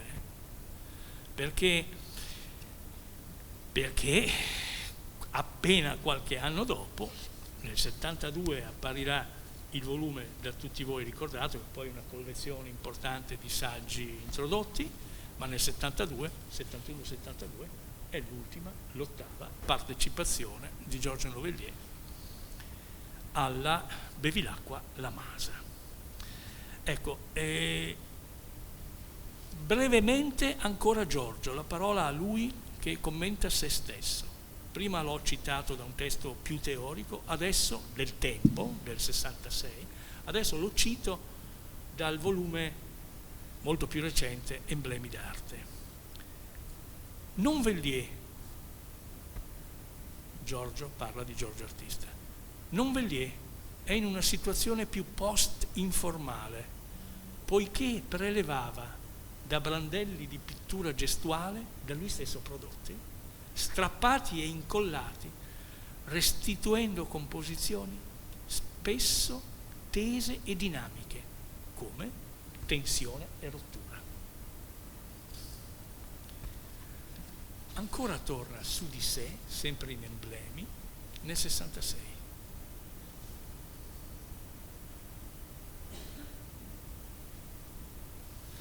Giorgio Novellier, in varie lastre intitolate Tensione bistrutturale, secondo premio per l'incisione, elabora una sorta di arabesco grafico di matrice gestuale che si staglia su elaborate texture. Mi fermo perché è stato certo intenso, il tempo per la relazione non poteva che essere contenuto, ma è stato particolarmente interessante entrare dentro l'officina artistica di Giorgio Novellier, perché c'è lì, a mio avviso, il suo nucleo nel quale poi, grazie al quale si muoverà per anni, si distacca, non farà più l'artista, si dedicherà alla teoria, alla storia, ma non dimentica questi anni qua. Chiudo con un segnale su dove stava andando alla fine. La dimensione del collage, del post-collage. Qui stava andando in un'altra direzione ancora. Ma qui nel 67, poi ci sarà la collettiva del 71, sempre che c'è stati 4 anni di pausa, qui Giorgio stava indicando qualcosa di ulteriore rispetto a quel che egli stesso stava commentando. Bene, vi ringrazio dell'attenzione. Riccardo, ti ringrazio molto. Chiedo anche a te di di dare magari un po' corpo, no? A questo Sì, primo, sì, certo. primo interessantissimo contributo che ci hai dato, in modo da pensarlo, no? Anche per la pubblicazione. Quindi, come abbiamo chiesto a Nicola, lo chiedo anche a te e a tutti, ovviamente a tutti i relatori di oggi. Scusatemi, devo solo togliere la chiavetta e poi lasciare. Ok. Giovanni Ravenna, Ringrazio. linea. Ah, ecco. Giovanni Ravenna. Marco Dall'Aia. Non vedo devo guardare qua. Allora sentiamo Marco Dall'Aia. Ciao a Marco. tutti, grazie dell'invito, sono molto lieto di essere qui e di ricordare l'amico Giorgio, col quale ricordo soprattutto dei deliziosi pranzetti a Bologna al Cantunzein, dove parlavamo di pedagogia e di arte, perché mentre Giorgio è arrivato alla pedagogia da studioso d'arte, da storico dell'arte, e quindi diciamo la sua dimensione culturale istituzionale era quella artistica, e poi quella pedagogica l'ha conquistata sul campo dell'attività didattica in accademia. Per me è avvenuto il contrario, io ho una formazione pedagogica e poi all'Accademia di Belle Arti ho sempre amato e avuto passione per il mondo dell'arte, e quindi ho fatto il percorso parallelo ma inverso, e quindi ci confrontavamo spesso su cosa poteva significare questo incontro di arte e pedagogia. Io fra l'altro avevo preparato un piccolo PowerPoint che però non riesco a individuare i comandi per condividerlo con voi, ma vabbè, ve lo racconto senza farlo vedere. Non vedo, perché dovrebbe esserci un comando con scritto condividi. Un attimo. Dovresti vedere se riesci a comunicarci il tuo schermo, no? Lo schermo del tuo computer. Sì, infatti, solo che non riesco, l'ho sempre fatto un sacco di mostra solo partecipanti, un attimo scusate, chatta con tutti, mostra a tutti, rimuovi il quadro, no. Beh, vabbè, allora, guardate. Professore Marco, credo dovrebbe essere in basso sulla destra, si apre una barra. Con sì, infatti. Ecco, esattamente. Il tuo schermo intero e poi dopo apro, sì. Perfetto.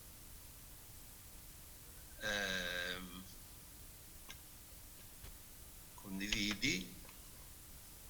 Scusate, ma per quanto queste cose... Ecco.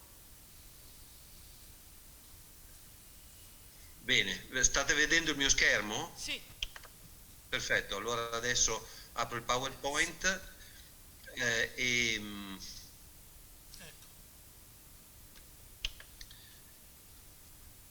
ecco.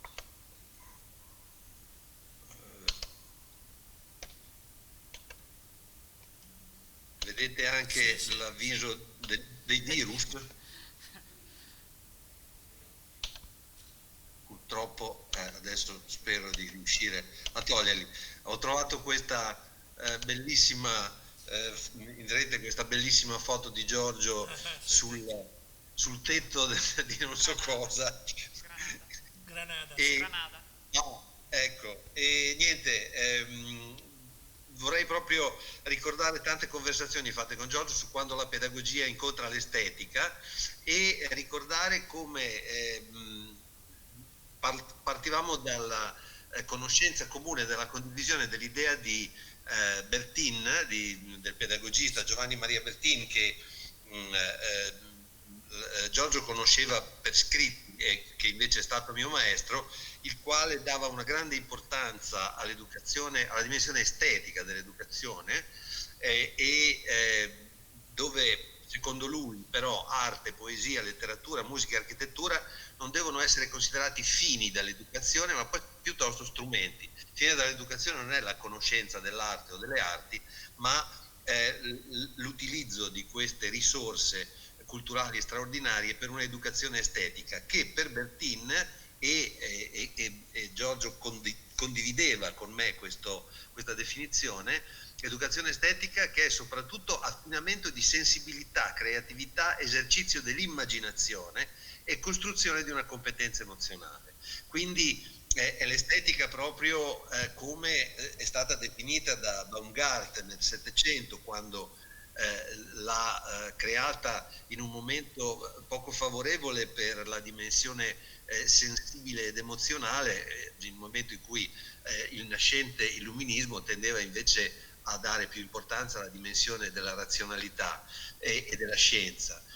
Mentre Baumgarten dimostra come accanto alla verità scientifica, logica e matematica e in qualche modo oggettiva esista una verità storica, quindi legata al momento storico che sta vivendo, poetica e soprattutto soggettiva.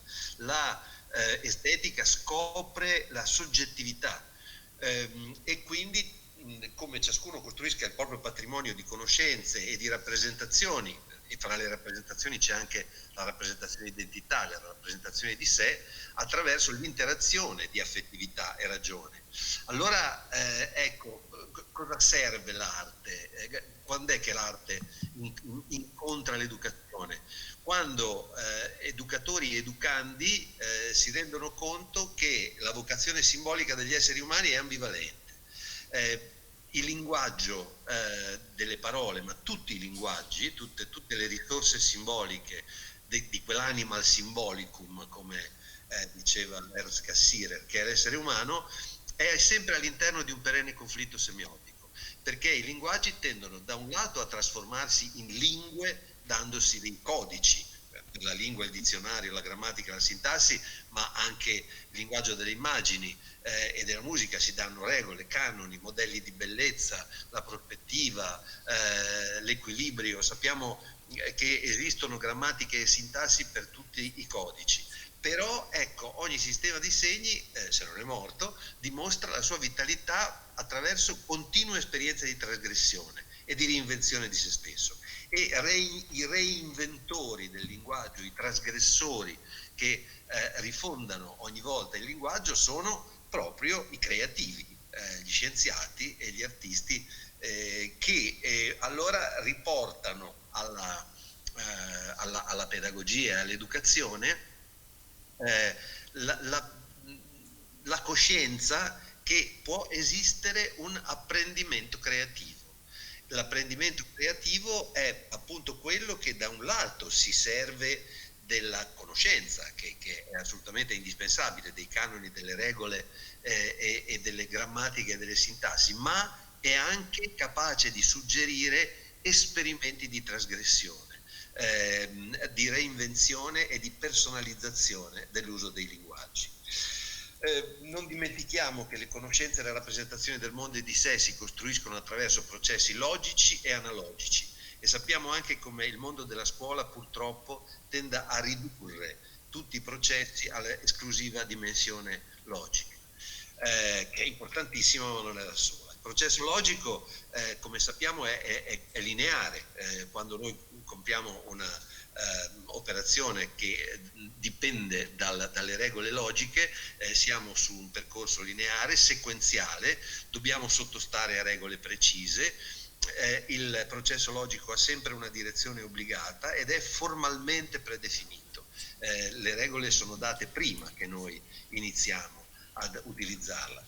Piaget dice che i procedimenti logici, il pensiero logico consente le operazioni di calcolo, di misurazione, di confronto, di classificazione e serve a formulare pensieri e discorsi argomentativi, ma anche a comprendere un racconto, perché le narrazioni sono collegate fra loro, nelle singole parti, da successioni temporali e da rapporti di causa-effetto.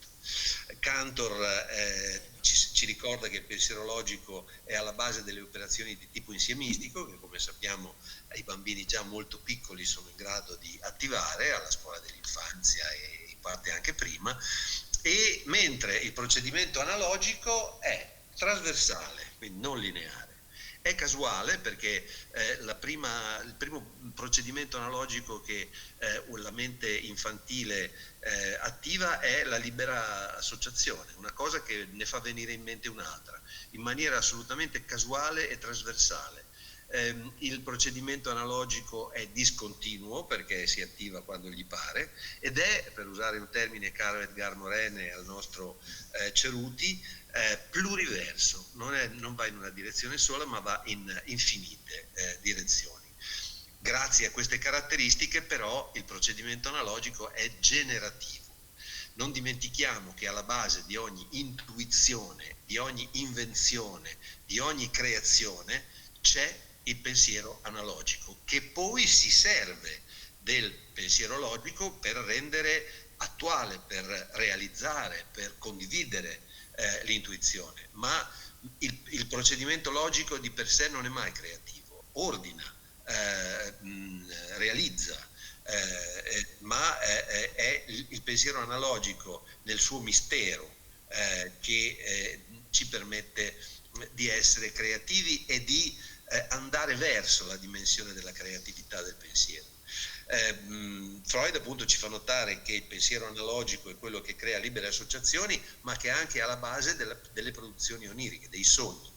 Evolvendosi, ecco questo ci interessa, evolvendosi il pensiero analogico permette la produzione e la comprensione di metafore.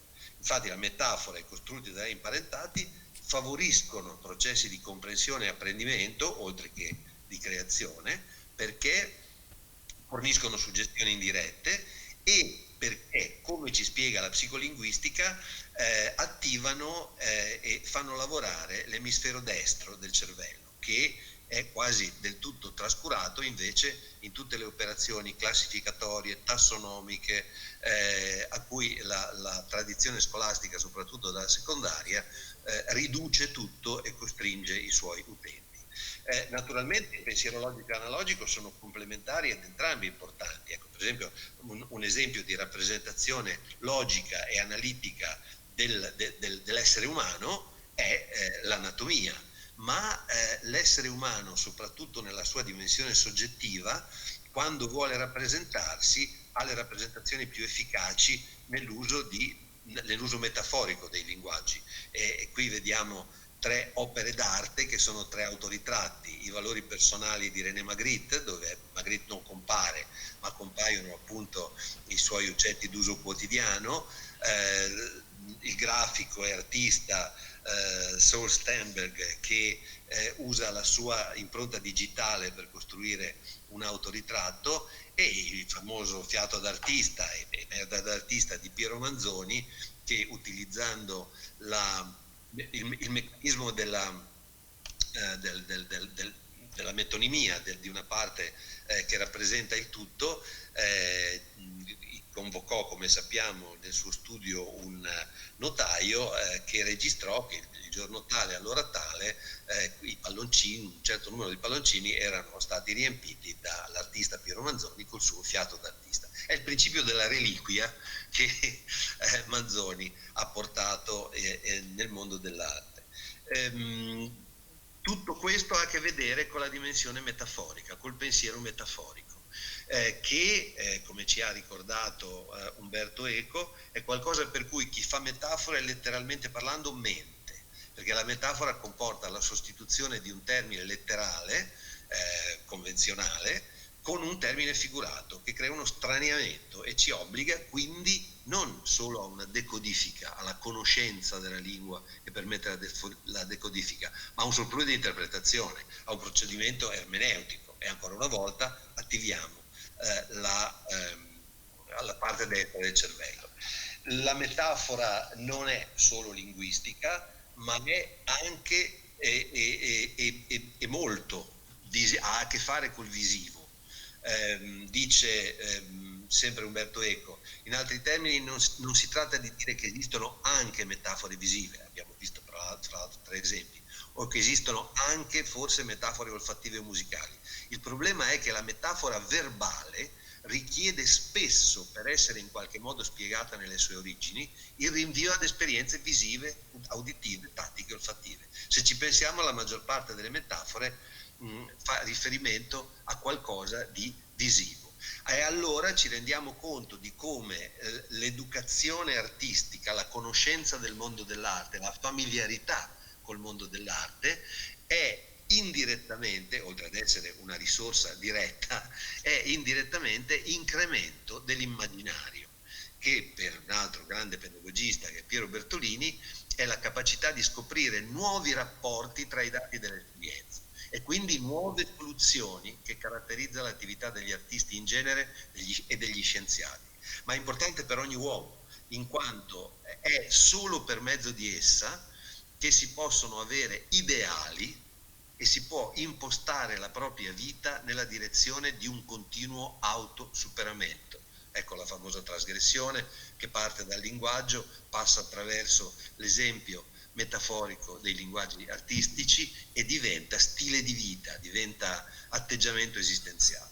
Per questa ragione essa, dice Bertolini, ha una notevole importanza dal punto di vista formativo, fino a dover essere considerata come un vero e proprio obiettivo educativo. Ecco dove tra l'altro abbiamo parlato con Giorgio di scrivere insieme qualcosa da questo punto di vista, poi non l'abbiamo fatto e non ce n'è stato dato il tempo, ma purtroppo quando si parla di didattica dell'arte, di pedagogia dell'arte, ci si limita a parlare di come si può insegnare meglio le materie artistiche. Cosa importante, lodevole e senz'altro da non trascurare, ma non dimentichiamo che l'arte visiva è un linguaggio veicolare per eccellenza. Gli artisti hanno sempre collaborato con le immagini alla costruzione delle grandi narrazioni, delle grandi rappresentazioni identitarie, individuali e collettive, della mitologia, della storia, hanno immortalato luoghi e personaggi, hanno creato figure, rappresentazioni visuali e figurali dei fatti, delle idee, delle emozioni.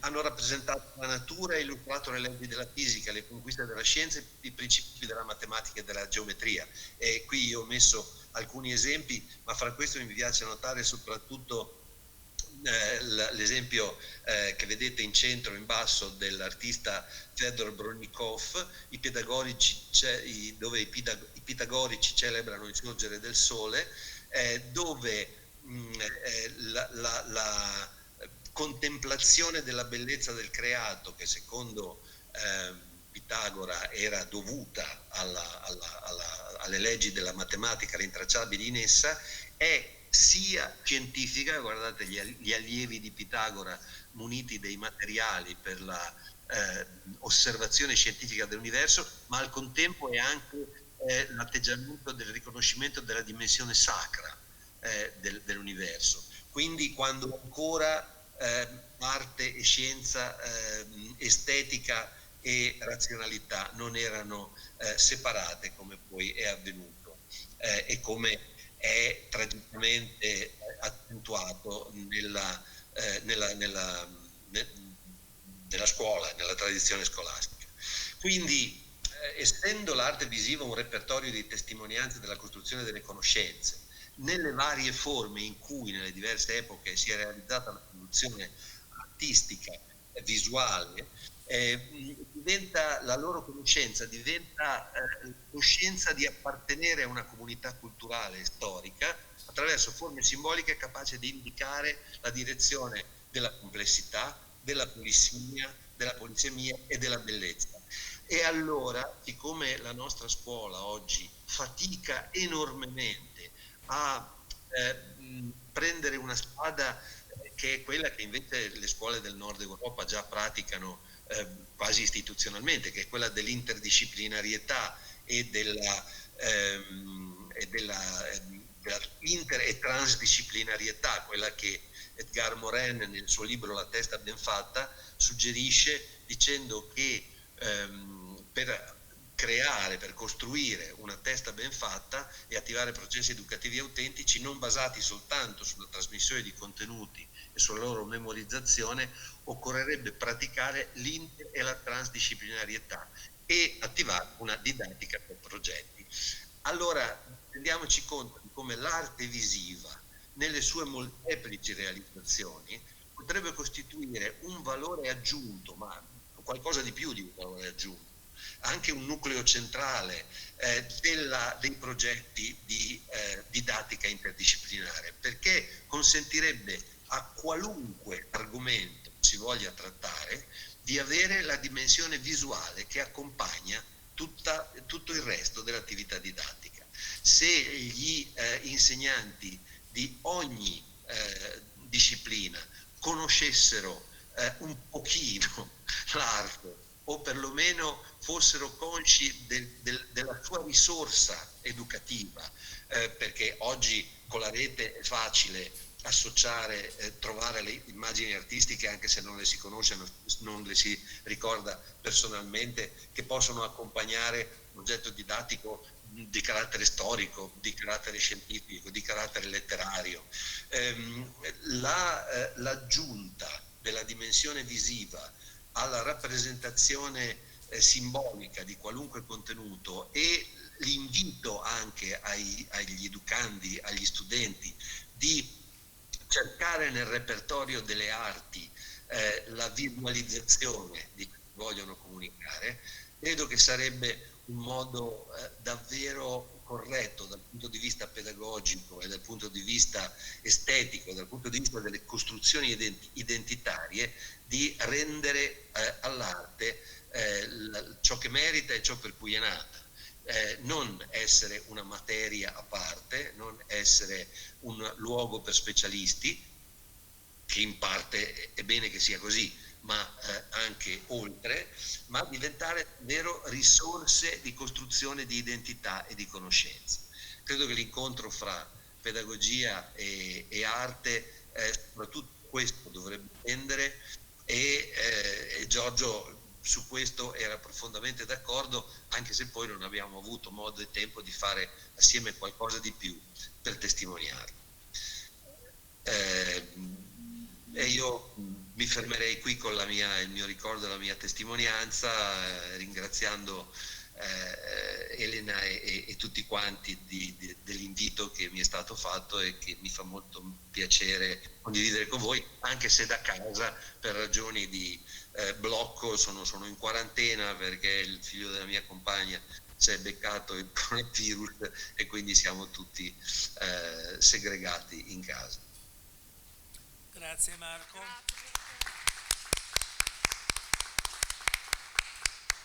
È stato un piacere rivederti, se non altro con la tecnologia, no? Dopo tanto tempo. Sì, in effetti, anch'io adesso sto tentando di tornare fra voi, ecco, visivamente, eccomi qua. E quindi interrompo la presentazione. Eccomi qua. Grazie Marco, grazie mille. Grazie a voi. Marco Tallari, professore di pedagogia all'Università di Trento. Allora, c'è Goisis disponibile, perché preferirei continuare forse con Goisis, professor Pino Goisis, che ci può parlare un po' degli scritti, degli studi sull'educazione, appunto sulla didattica delle arti visive. Dunque, prima di tutto anch'io un ringraziamento soprattutto a Elena Nonveillet, che gentilmente mi è venuta incontro fornendomi il libro Didattica dell'educazione artistica, che è del 72. Io avevo da qualche parte della biblioteca, però purtroppo quel disordine che è nemico dei studi ben ordinati me l'aveva fatto. Sono quegli strighessi, si dice in Veneto, Venezia, quelle cose strane per cui non si trovano quando si dovrebbero trovare. Eppure è un libro che io ho davvero molto apprezzato e anche frequentato a suo tempo. Io ricordo soprattutto, non voglio separare la questione personale dalla questione degli studi, ricordo soprattutto un gruppo di intellettuali, artisti inquieti che gravitavano attorno a Giorgio Nonveillet, Io ricordo soprattutto alcuni nomi, Giuseppe Trivelli, ricordo Casson, ricordo Luigi Scano, che poi ha avuto un'evoluzione molto complessa, era piuttosto una figura della terza forza politica, ma poi ha avuto un'evoluzione significativa anche lui, insomma. E li ricordo bene, certi ricordi sono più vividi in un certo senso di oggi. La prima considerazione, rapidamente, che voglio fare, riguarda il volto di Giorgio e il suo modo di ridere. Può sembrare una cosa quasi frivola, quasi, invece è importante perché ci dice qualche cosa sulla sua personalità. Ho qualche volta sottolineato come ciascuna persona abbia un sorriso caratteristico, ad ognuno il suo volto, ad ognuno il suo sorriso. E la caratteristica profonda è stata messa in luce bene da Henri Bergson nel suo volumetto, che raccomando a tutti quelli che non hanno potuto leggerlo di considerare, Les Rires, dove effettivamente le varie forme di riso e di sorriso vengono analizzate, messe in rapporto con le personalità diverse. La risata era caratteristica, era liberatoria e piena di consapevolezza. Era un modo per liquidare le tante sciocchezze del mondo che spesso ci frastornano e ci tormentano magari. Ricordo una volta un piccolo episodio in un cinema di quelli che noi veneziani chiamiamo peoceti, che non sono i cinema di prima visione, eccetera, tutti assieme. Questo film si chiamava Kiss Kiss Bang Bang, un film non kitsch, kitschissimo. Ricordo le risate veramente succulente, meravigliose che ci siamo fatti, perché in realtà era un film che aveva anche una componente umoristica, autoumoristica, cioè il regista non era così cretino da credere, da spiaccicarsi sulle cose che filmava, che presentava.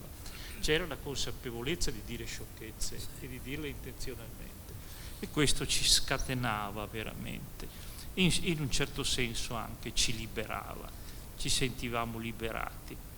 Ecco, questa, diciamo, risata piena di consapevolezza.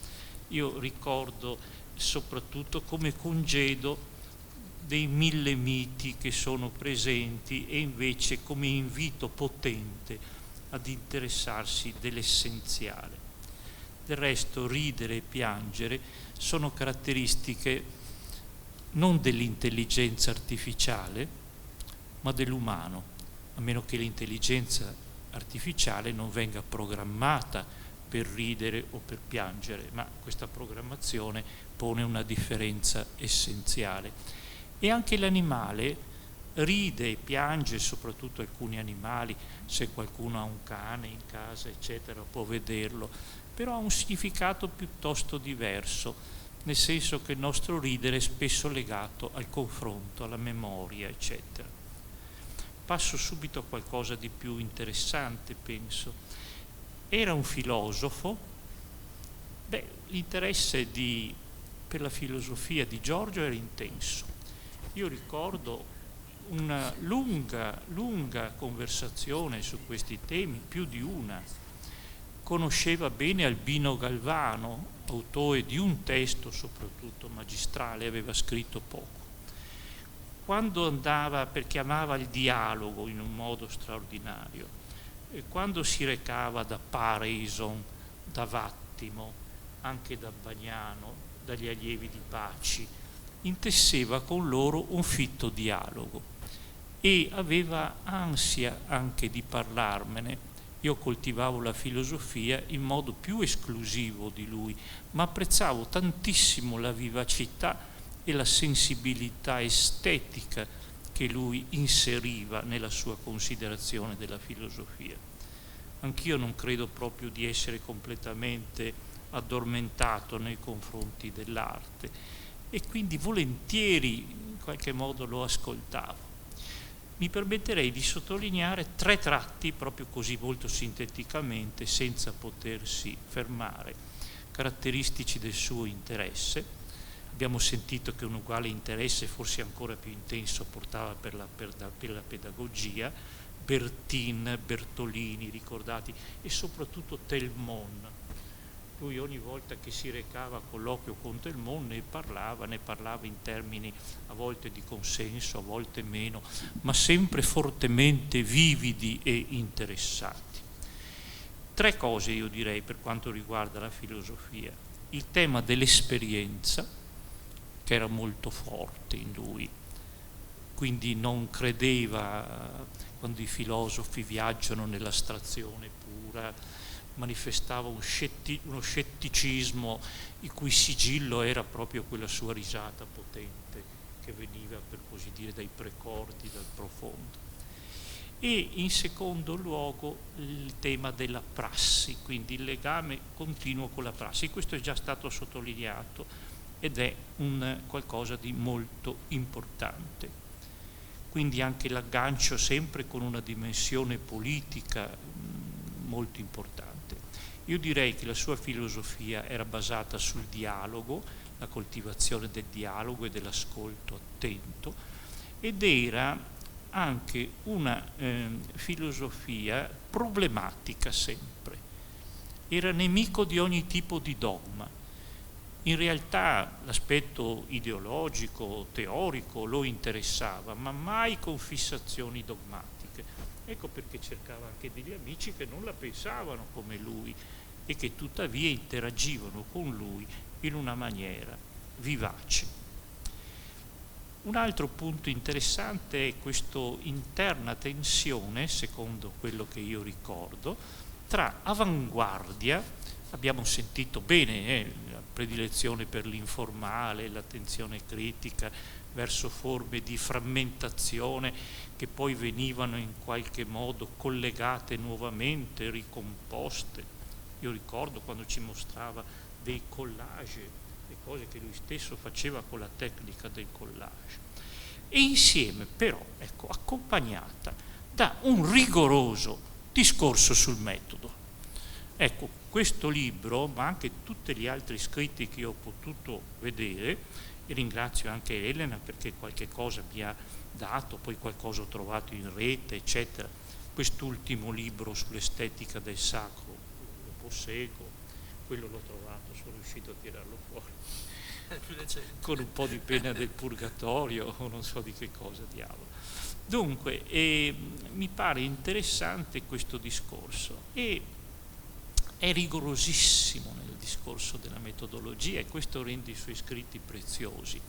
Quindi non c'è nulla di quel disordine che a volte si ammanta di creatività, invece solo il disordine. Ecco, questo è molto interessante, questo doppio registro, doppia chiave.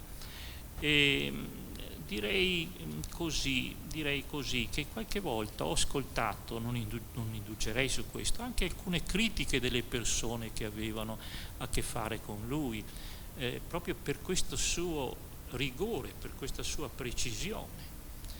Ma queste persone che appunto in qualche modo rifiutano ogni tipo di regola, credo che le loro conquiste a volte almeno siano effimere. E quindi credo che questo sia un merito aver unito queste due cose.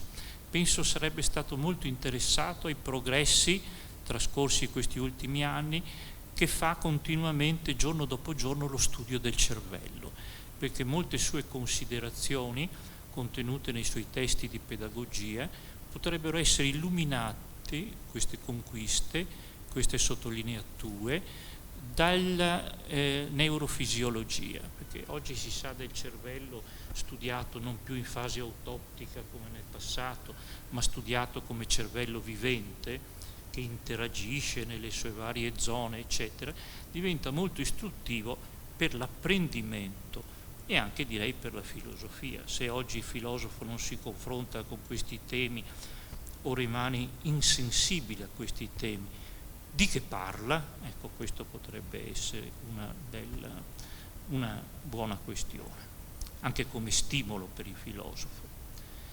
Ecco, faccio riferimento poi a questo tema del sacro che riguarda questo ultimo libro, Estetica del Sacro. E lì, dopo anni un po' di lontananza, ma dovuta soprattutto al perdersi di vista, la vita è tutta così, è tutta saliscendi, a curve, in un periodo si è così vicini da non sapere più a chi attribuire questa o quella che ci sembra una conquista del pensiero. Ecco, dopo questo periodo ci siamo invece ritrovati da ultimo, anche in questo convegno con Alessandro Di Chiara, con altre persone, e c'è un contributo in questo volume di Reale veramente preziosissimo. E c'è la prova di questo dialogo vivente che era in qualche modo Giorgio.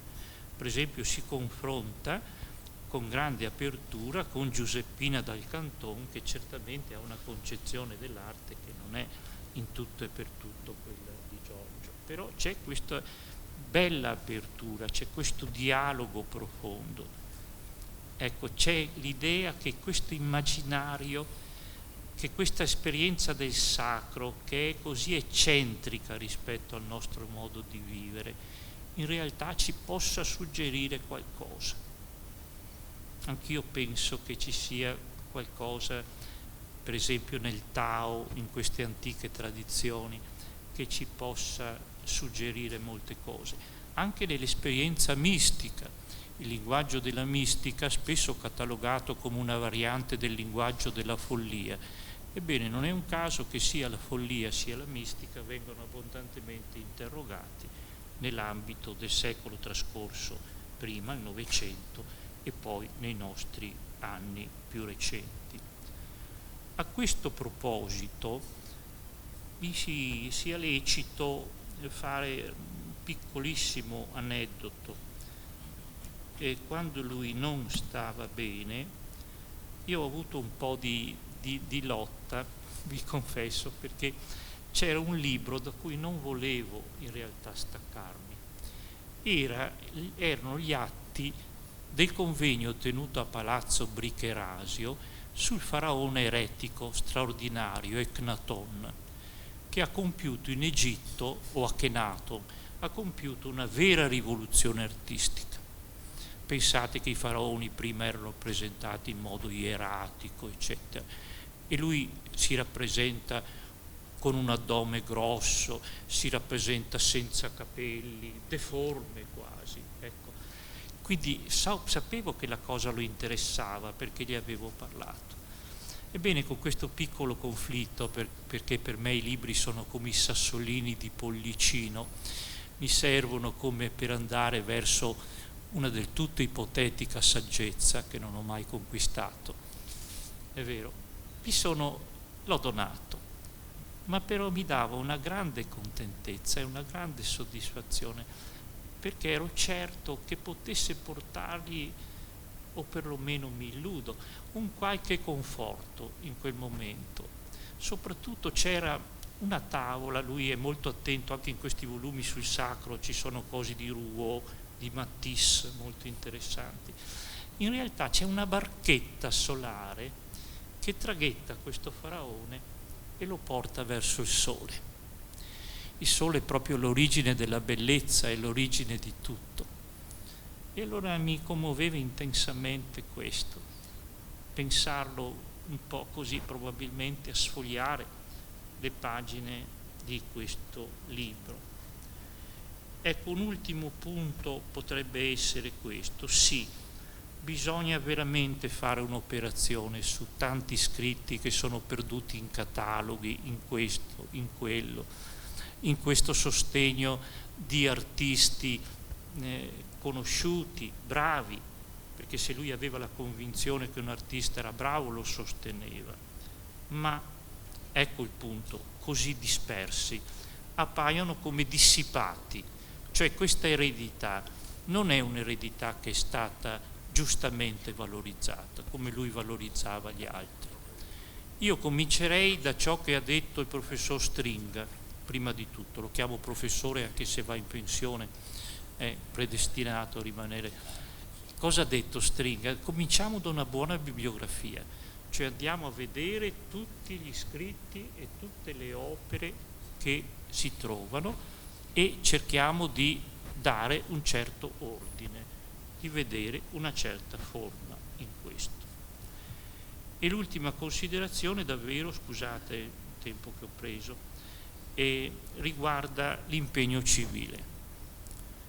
L'impegno civile è stato grande, è stato continuo, ha compreso come il tema del lavoro, il tema della tecnica, non possono essere scissi dalla considerazione artistica, dal lavoro artistico. Però occorre non dimenticare questo, io penso, che ogni impegno civile comporta lotta e prima di tutto comporta una lotta forte contro la propria inerzia, contro le proprie stesse difficoltà. Ecco, allora io credo su questo punto che non si tratti solo di fare memoria di ciò che Giorgio ha fatto, permettetemi questo, non memoria nel senso meccanico, memoria che poi va tradotta nella nostra prassi, nella nostra azione, nel nostro piccolo anche. Io credo che ci sia un tema da riprendere come quello che Aldo Capitini ha così ben sottolineato, con presenza dei morti e dei viventi. I morti non sono completamente passati.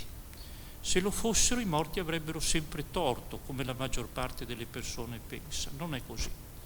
C'è una presenza che è fattiva ed operosa dentro di noi. Essi sono sollecitazione, sono stimolo verso di noi. Allora, se concepiamo in questa maniera, se concepiamo davvero in questa maniera, il lavoro di Giorgio, sì, è importante che le opere diventino disponibili, che vengano raccolte, messe, sistemate bene, ma la cosa importante è che questa grande lezione sia un'eredità vivente dentro di noi. Grazie, professor Doris. Sentiamo la testimonianza di Giovanni Ravenna, che ci dirà qualcosa ancora sul periodo giovanile di Giorgio. Diciamo, gli interventi, vedete un po', no? Si intervallano, riprendono delle questioni, no? Forse è anche bene così, no? In modo che...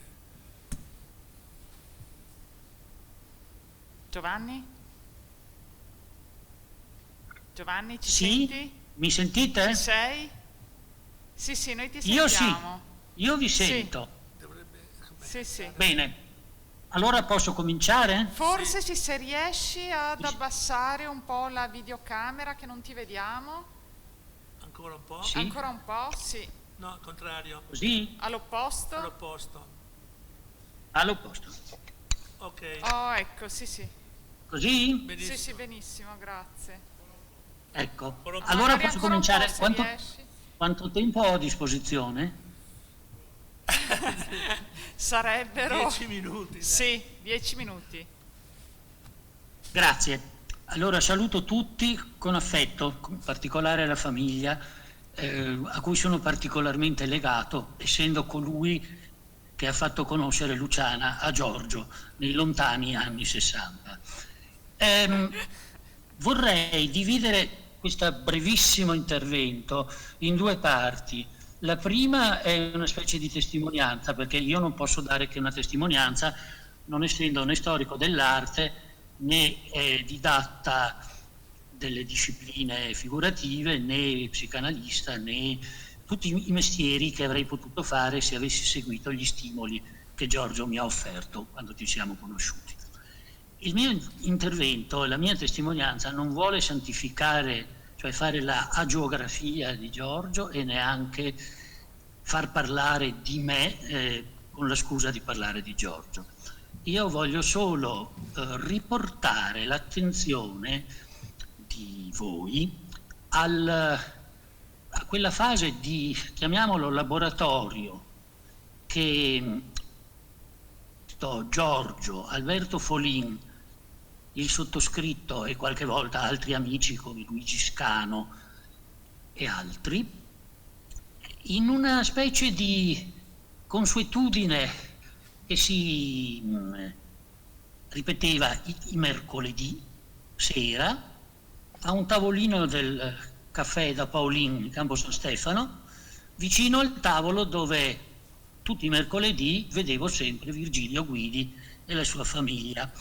Era un'atmosfera quindi che si prestava anche molto bene a parlare delle cose che ci interessavano. Io ero poco più che matricola all'università, ma Giorgio si era già brillantemente congedato dagli studi e aveva già una sua dimensione professionale avviata.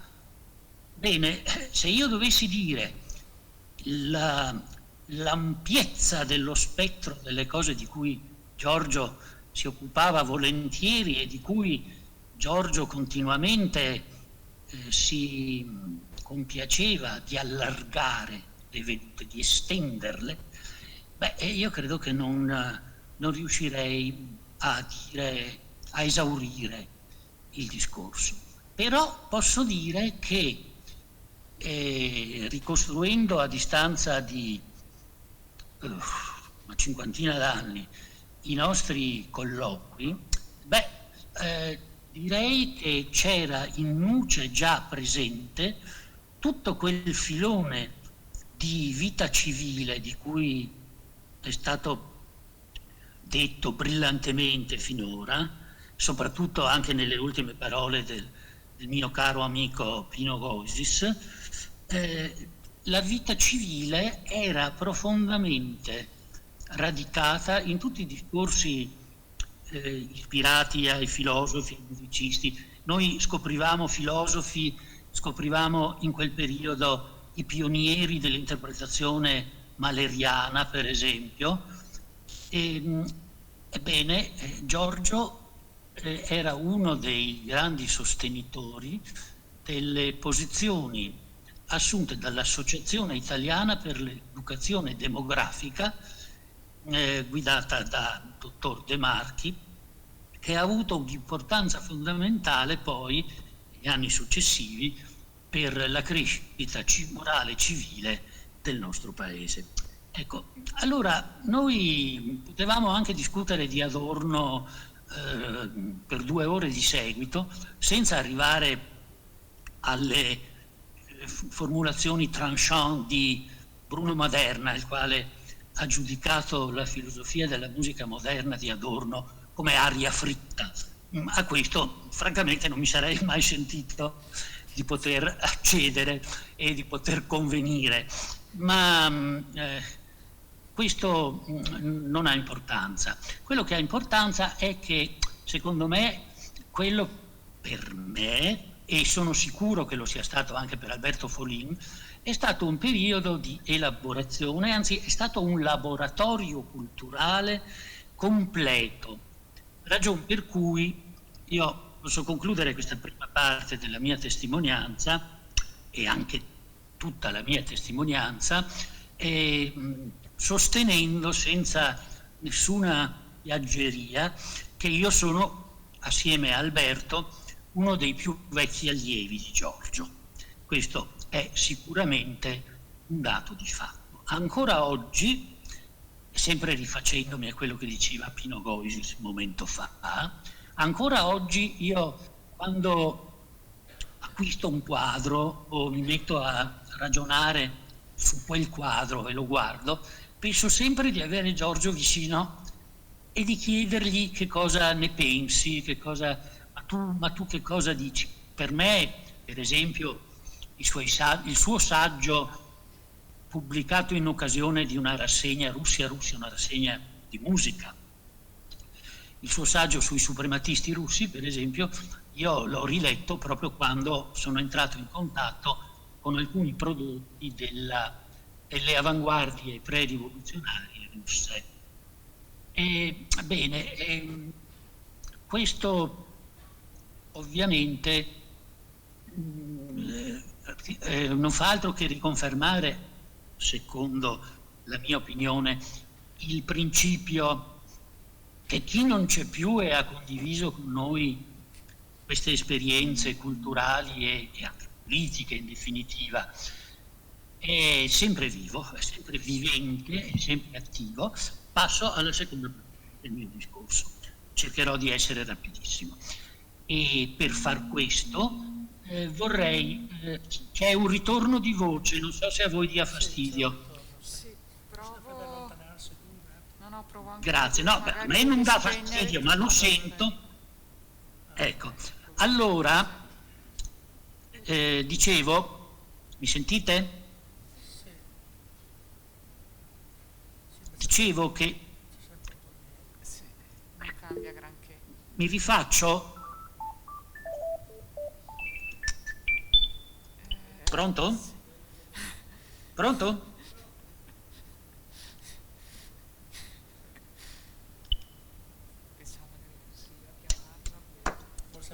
Sì.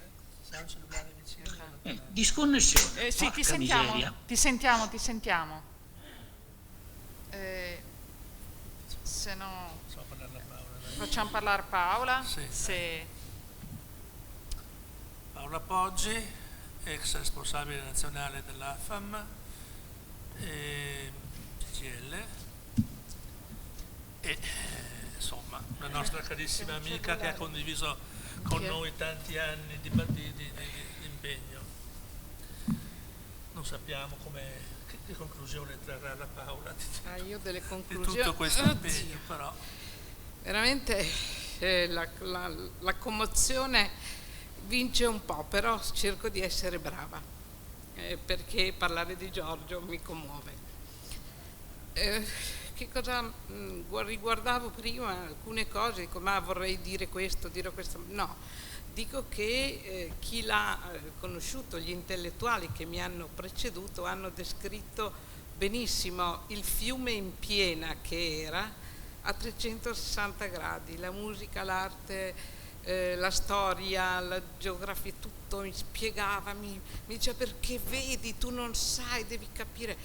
Se noi andiamo a vedere che cosa ha fatto in Accademia Giorgio, e i docenti dell'Accademia di Belle Arti di Venezia se lo dovrebbero ricordare molto bene. Il direttore prima, la Bruna, ha ricordato che lui faceva lezione con lo stesso rigore, serietà e preparazione a un allievo, a uno studente, diceva studente, non allievo, perché allievo mi sa qualcosa che poi sembra quasi che mi voglia copiare, io invece parlo di studenti. Lui ha portato in Accademia Venezia davvero un'aria nuova che spero che possano recuperare. Lo dico con una certa preoccupazione. Lui è stato dall'84, quando è entrato in accademia, con una disciplina dai tratti importanti e fondamentali anche per un semplice cittadino, non per uno studioso.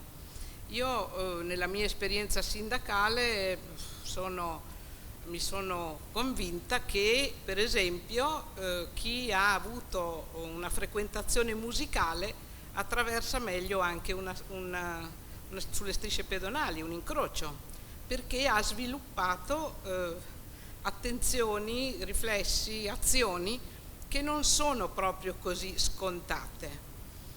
Ricordava prima l'amico Marco, che vedo dopo tanti anni.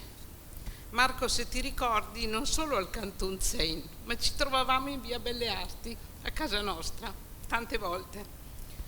Quando ricordavamo, ma tanti, Gigi se lo ricorda, oggi non vedo, ma probabilmente per impegni, l'amico Massimo Donà, ho rivisto Caldura. Penso che l'accoppiata, perché così in CGIL li chiamavano, i tuoi amici veneziani, mi dicevano, perché nella fine degli anni 90 non era così scontato che anche in casa CGIL, perché bisogna dirle le cose come stanno, no? Ci fosse questa grande disponibilità, attenzione. Abbiamo fatto squadra e insieme abbiamo portato del disturbo che si è tradotto in alcune vittorie, ma ce n'è ancora tantissima strada da fare. Giorgio lo ricordo come quello che arrivava in accademia da studente dell'accademia e quindi con un'impostazione e una anche cultura e obiettivo. Invece Gigi ci arrivava da filosofia, quindi tutta un'altra cultura, un'altra formazione, un'altra storia. Messe insieme queste due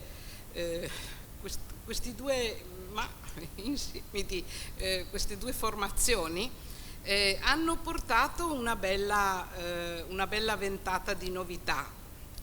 Per chi non lo sapesse, in accademia fino agli anni 90 l'aspetto della cultura, cioè del sapere legato al saper fare, non era proprio così determinante e importante.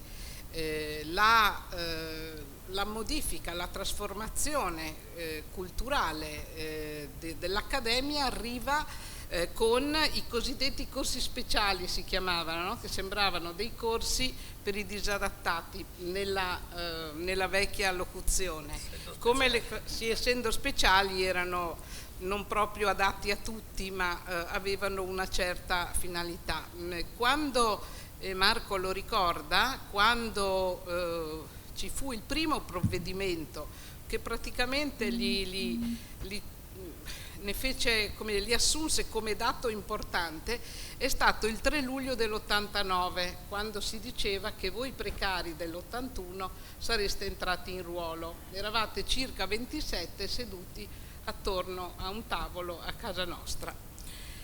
E poi da lì comincia, e Giorgio è stato uno dei fautori di quella scuola e la costruzione del Dipartimento poi di Pedagogia e Didattica, perché nel 92, turandosi il naso, per un convegno organizzato al Ramada Hotel di Padova, si delineò la mappa dei corsi speciali, che da speciali si chiamarono poi successivamente fondamentali, e quindi siamo nel 92. Anche lì è stata una battaglia grande. Giorgio la vinse perché pedagogia e didattica fino a quel momento erano tra i facoltativi, cioè erano speciali degli speciali, e quindi un po' e da lì cominciò. Quindi è importante sapere queste cose, perché lui in accademia ha portato davvero una novità che mi sembra di aver capito dal direttore Labruna, che non so se ci sta ascoltando, si è un attimo persa nelle nebbie. Il Dipartimento di Pedagogia e Didattica, che è stato costruito proprio con il protagonismo, la testardaggine, con Giorgio abbiamo aspettato i parlamentari della Commissione Cultura 2000-2001 fino al 2008 sotto casa, per spiegar loro che era un settore fondamentale. Lo è, diciamo che è stato considerato tale perché i corsi abilitanti per le discipline prettamente artistiche sono stati gestiti, organizzati dall'Accademia di Belle Arti, e l'intelligenza di Giorgio è stata quella non di essere in competizione con l'università, ma di prendere dall'università quella parte di storia, di letteratura che era propria e che lo è tuttora. Quindi la sua azione, il suo impegno da intellettuale, da pedagogista, da uomo di cultura, con quella cultura con la quale si era approcciato all'Accademia, ha fatto sì che anche l'Accademia di Venezia sia stata protagonista nella formazione dei futuri insegnanti delle discipline artistiche. Quindi lui non l'ha mai vista come una scuola in competizione con l'università, ma come una struttura che per pari dignità, livello, competenza, specificità, quando mi sentiva parlare di specificità mi zittiva, come fa vero Marco, un pedagogista quando spiega ad un proprio allievo come si fa a stare, mi dice no, non devi parlare di specificità, devi parlare di competenza, non di specificità. Perfetto, io mi ritiravo perché ancora mi mancano le sue telefonate, mi manca, diciamo che per arrivare però, mi riferisco a quanto diceva prima il professor Gois, per arrivare comunque nelle sfere della sua, perché lui accettava il confronto eccetera, poi sceglieva, no, con chi rapportarsi, ci sono state ore di telefonate, e però quando lui mi incontrò in contrapposizione netta da sindacalista che si era messa contro l'amministrazione di Venezia, che ha avuto la colpa, per me è stata la colpa, di spostare l'Accademia dal suo luogo naturale senza averne poi creato quello che era il progetto. Gli antefatti a questa scelta sono stati per me, sono stati vissuti come grande dolore. Quando avevo imparato, frequentando quelle scale, quegli ambienti da angoscia del Ministero, avevo visto che sul tavolo di un funzionario c'era un progetto che prevedeva che l'Accademia fosse trasferita dove è oggi, ma a metà con il carcere.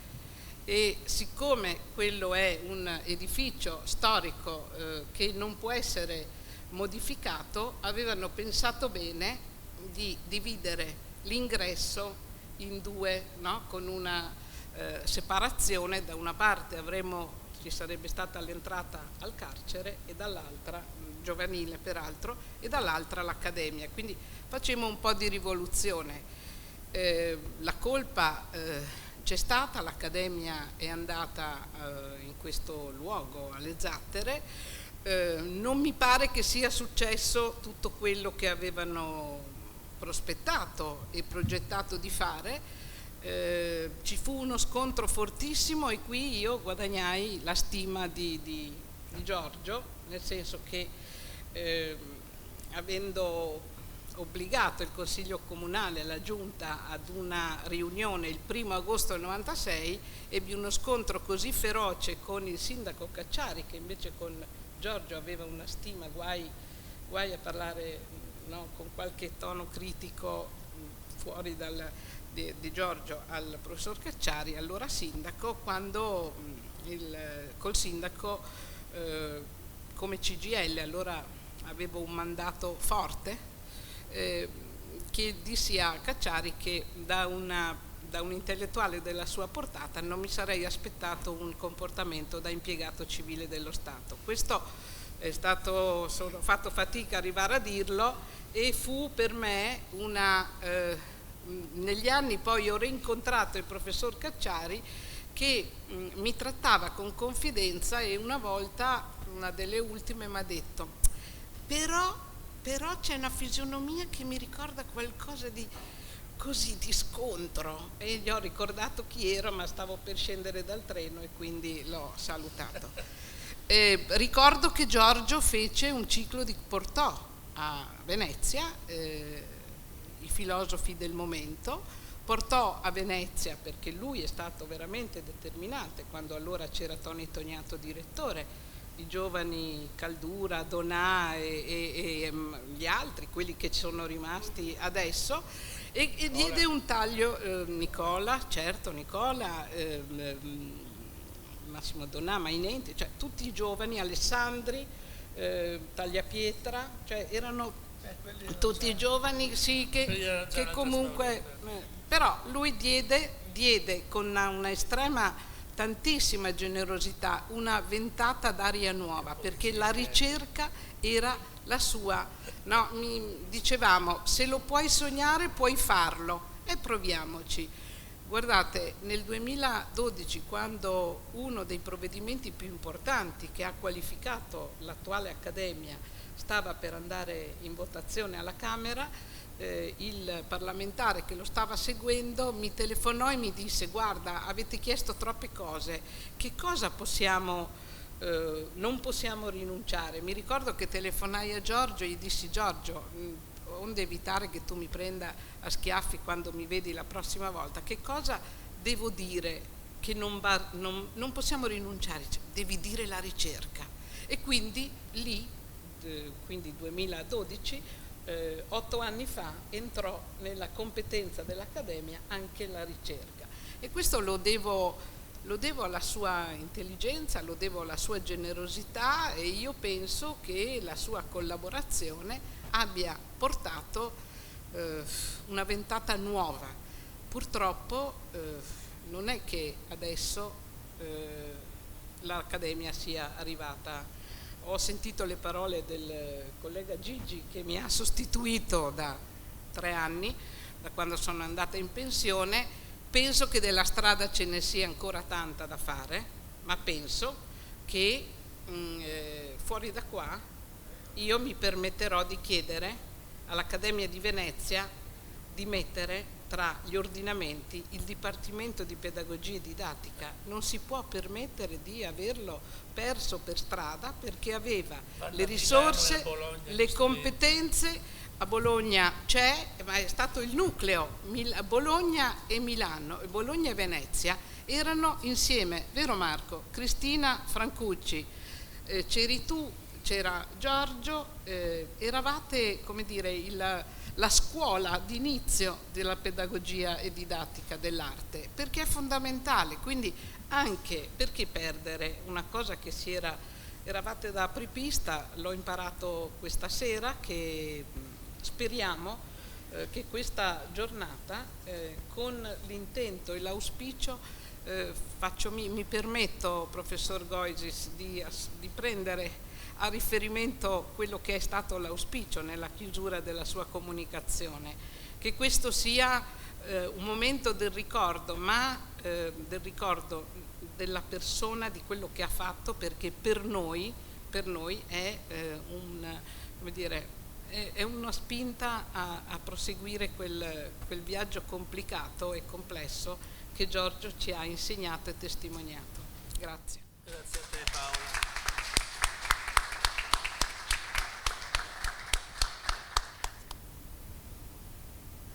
Dopo ne parliamo un attimo. Vediamo se niente. Allora, nel frattempo, finché vediamo cosa succede a livello telematico, intanto qui, passiamo. io direi di sentire Nicola Cisternino. Passiamo ai musicisti.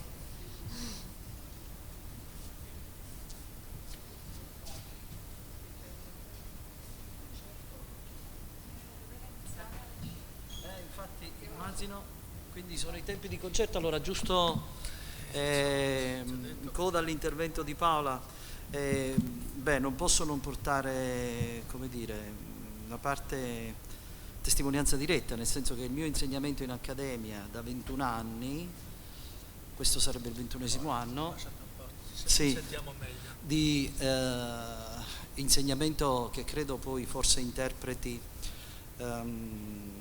nello spirito più profondo le passioni anche di Giorgio, che è un insegnamento di arti e musiche contemporanee che poi è rimasto solo a Venezia, che abbiamo tentato in tutte le maniere, avete tentato in tutte le maniere di portare a livello nazionale, ma ci è rimasto a Venezia, che adesso ha anche la dicitura storia e musica contemporanea, ma che io continuo a firmare come arti e musica contemporanee, cioè perché era lo spirito proprio con Gigi, con Giorgio, con cui era nato, che è lo spirito comparativo, relazionale e di multidisciplinare, appunto, che interpretava quel dipartimento di pedagogia e che interpreta poi la ricerca artistica profonda.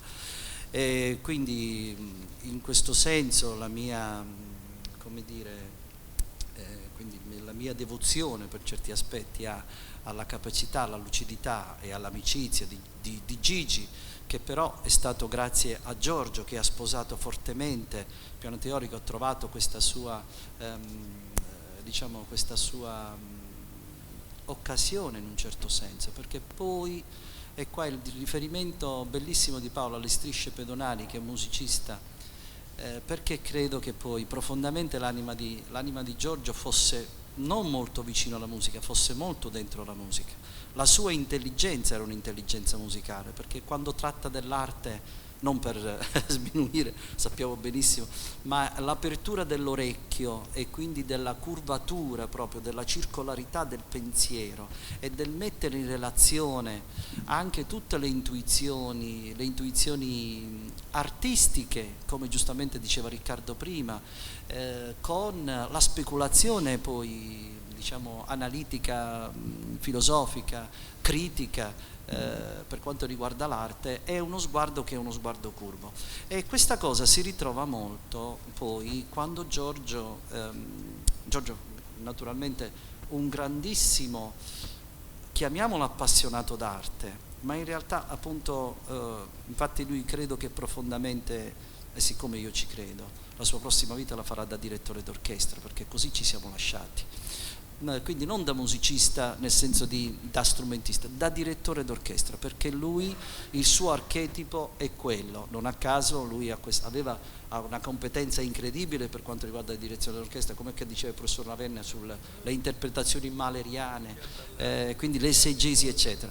Ma Giorgio quando scrive di musica, e qui però è l'impegno appunto come ci siamo presi tutti quanti a poterne approfondire, e quando scrive di musica, ma quando scrive soprattutto di alcune cose. Uno scritto importante di Giorgio è su Nono e Vedova, su intolleranza. Lui ha realizzato per Finnegans con Diego e col lavoro che si è stato fatto con Finnegans, quando è stato fatto il numero su Nono nel 2005, numero monografico importante che ha preceduto quello di Vedova, in quell'occasione lui ha scritto il suo ricordo su intolleranza, perché lui c'era, ma non ha solo realizzato una testimonianza, in realtà riprende un testo che lui aveva già scritto, molto importante, che non è solo di cronaca tra virgolette di aver assistito a un evento, c'è un problema linguistico legato poi soprattutto al montaggio proprio e al collage tra virgolette, in cui lui coglie tutti bene, insomma, perché io mi sono anche occupato molto, ci occupiamo molto di quest'opera, ma soprattutto tutto il rapporto tra il nastro magnetico e le parti corali, le parti dal vivo, quindi con un livello di chirurgia intellettuale, direi, dal punto di vista analitico, molto molto molto specifica. Però qui, e quindi lo voglio dire in questa occasione, recentemente mi è capitato, grazie a Fabrizio e quindi alla frequentazione un po' degli archivi di Vedova, ho intravisto e ho anche letto una o due lettere che Giorgio ha scritto a Vedova e sulle quali Vedova gli ha risposto. E Vedova ha conservato quelle lettere, ci sono, per cui nella pubblicazione ci preoccupiamo di reoccupare, cercherò di recuperare di lavorare un po' su questi testi che precedono questo tipo di considerazione, in cui in realtà c'erano anche una serie di sollecitazioni critiche, ci sono una serie di sollecitazioni critiche, quindi sto parlando 1961-62, immediatamente dopo, perché Vedova le conserva assieme agli articoli di giornale, sono nella cartella proprio su intolleranza e articoli di giornale, e ho trovato queste lettere di Giorgio e le risposte, in qualche modo poi le risposte di Vedova. Questo per dire che Giorgio effettivamente il piacere e anche le sue lunghe telefonate, perché Giorgio era una presenza continua. Mi viene da ricordare a livello di cronaca i suoi, guardate, dipartimenti di pedagogia, quei pochi dipartimenti di pedagogia e didattica dell'arte, i verbali del dipartimento. Ti arrivava una telefonata di Giorgio alle 9:30 di sera per dire: Nicola, tu hai detto questa cosa qua, io ti mando sto testo, metti a fuoco questa che poteva apparire, era una presenza continua e una sollecitazione continua, però ripeto, con questa lucidità e con questa brillantezza. Probabilmente il suo legame con l'Argentina era proprio legato all'argento, credo. Lui è proprio una sorta di pensiero argenteo, proprio una sorta di argento vivo, e quindi non era mai accomodante, era prolungata, ma era sempre stimolante, per cui effettivamente anche le telefonate non riuscivi a lasciarti dopo un'ora e mezzo, perché passavi naturalmente al concerto che aveva seguito la Fenice e a tutte le interpretazioni appunto che di musica si poteva trattare. Quindi c'è al centro una questione importante a cui si faceva riferimento, che è questo rapporto con vedova. Come giustamente diceva Riccardo, già dai titoli emerge questo dialogo fortissimo, che è testimoniato proprio poi nel caso dell'unione soprattutto con Luigi Nono, con la musica, testimoniato da questa sua messa a fuoco sulla questione di intolleranza, dove ci sono questioni molto importanti del 61 che sappiamo questione centrale anche per quanto riguarda la realizzazione, diciamo, scenica in un certo senso, comunque dello spazio.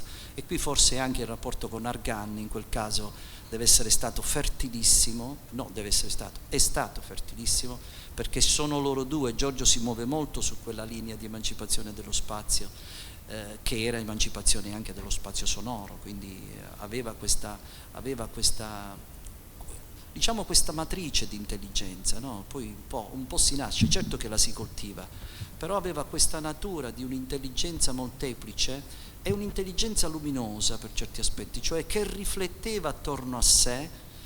E qui la testimonianza, insomma, Gigi, devo dire che l'intuizione, questa cosa di creare una giornata, questo momento, e la paura che si aveva, forse non si vuole fare una ricorrenza, eccetera, ma con Giorgio non è possibile ricorrere, perché la sua intelligenza ancora brilla un po' da tutte le parti, e lo si è sentito in tutti gli interventi. Quindi è un auspicio, è semplicemente un primo punto, avrà bisogno di fissarsi su tanti, ma certo quello che viene fuori è proprio questa immagine, questa intelligenza radiale, perché emette raggi un po' da tutte le parti, perché dovunque con Giorgio si interloquiva su questioni fondamentali, non si stava mai sul vago, si stava sempre su una messa a fuoco. Quindi solo la testimonianza, e poi ci sarà lo spazio per la musica, a maggior ragione, quindi più che opportuno questo ricordo, grazie a Letizia che ha fatto un lavoro straordinario, che con Giorgio appunto è stata l'altra presenza in accademia per alcuni anni,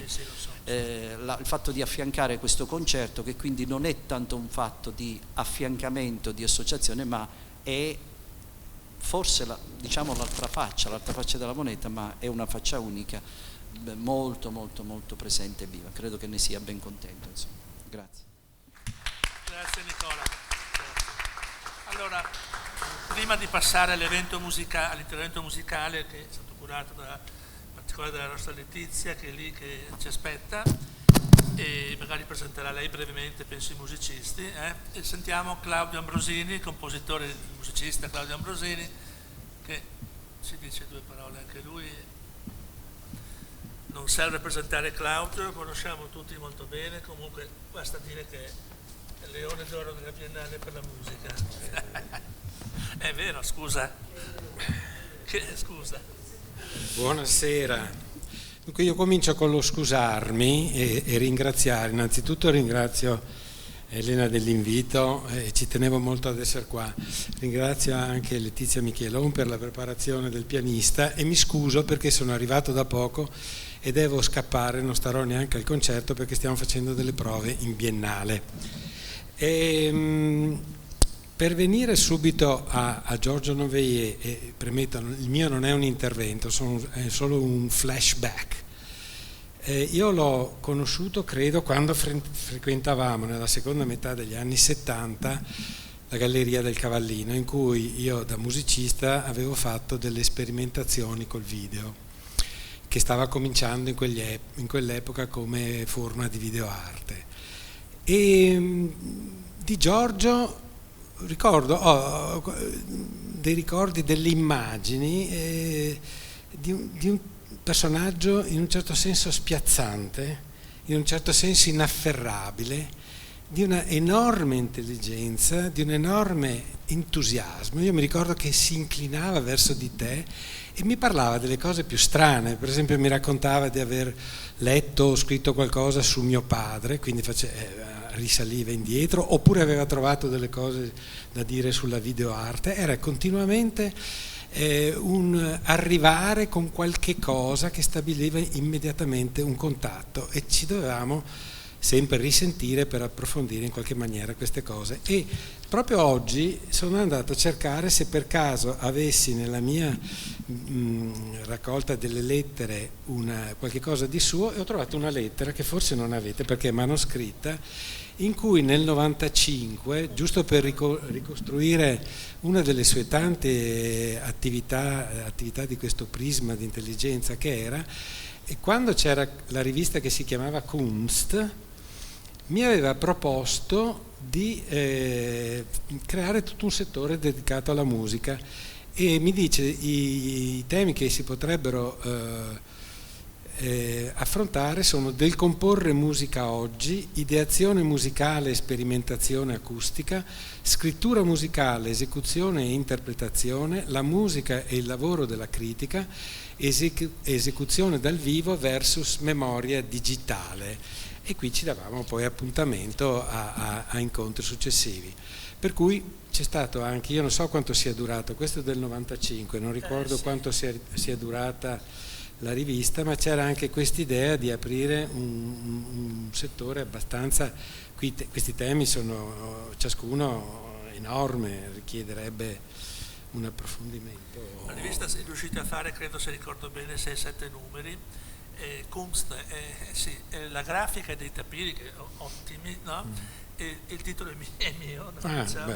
È un Kunst che non è però come in tedesco con la K, ma con la Q di Coelet, quindi insomma con la Q di Coelet.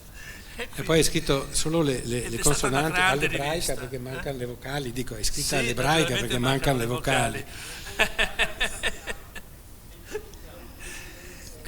Però ecco, scherzo, è però un po' vero questo, ed è stata anche una bellissima rivista questa, veramente preziosa, no? Preziosissima, e Giorgio ne fu direttore per un certo periodo.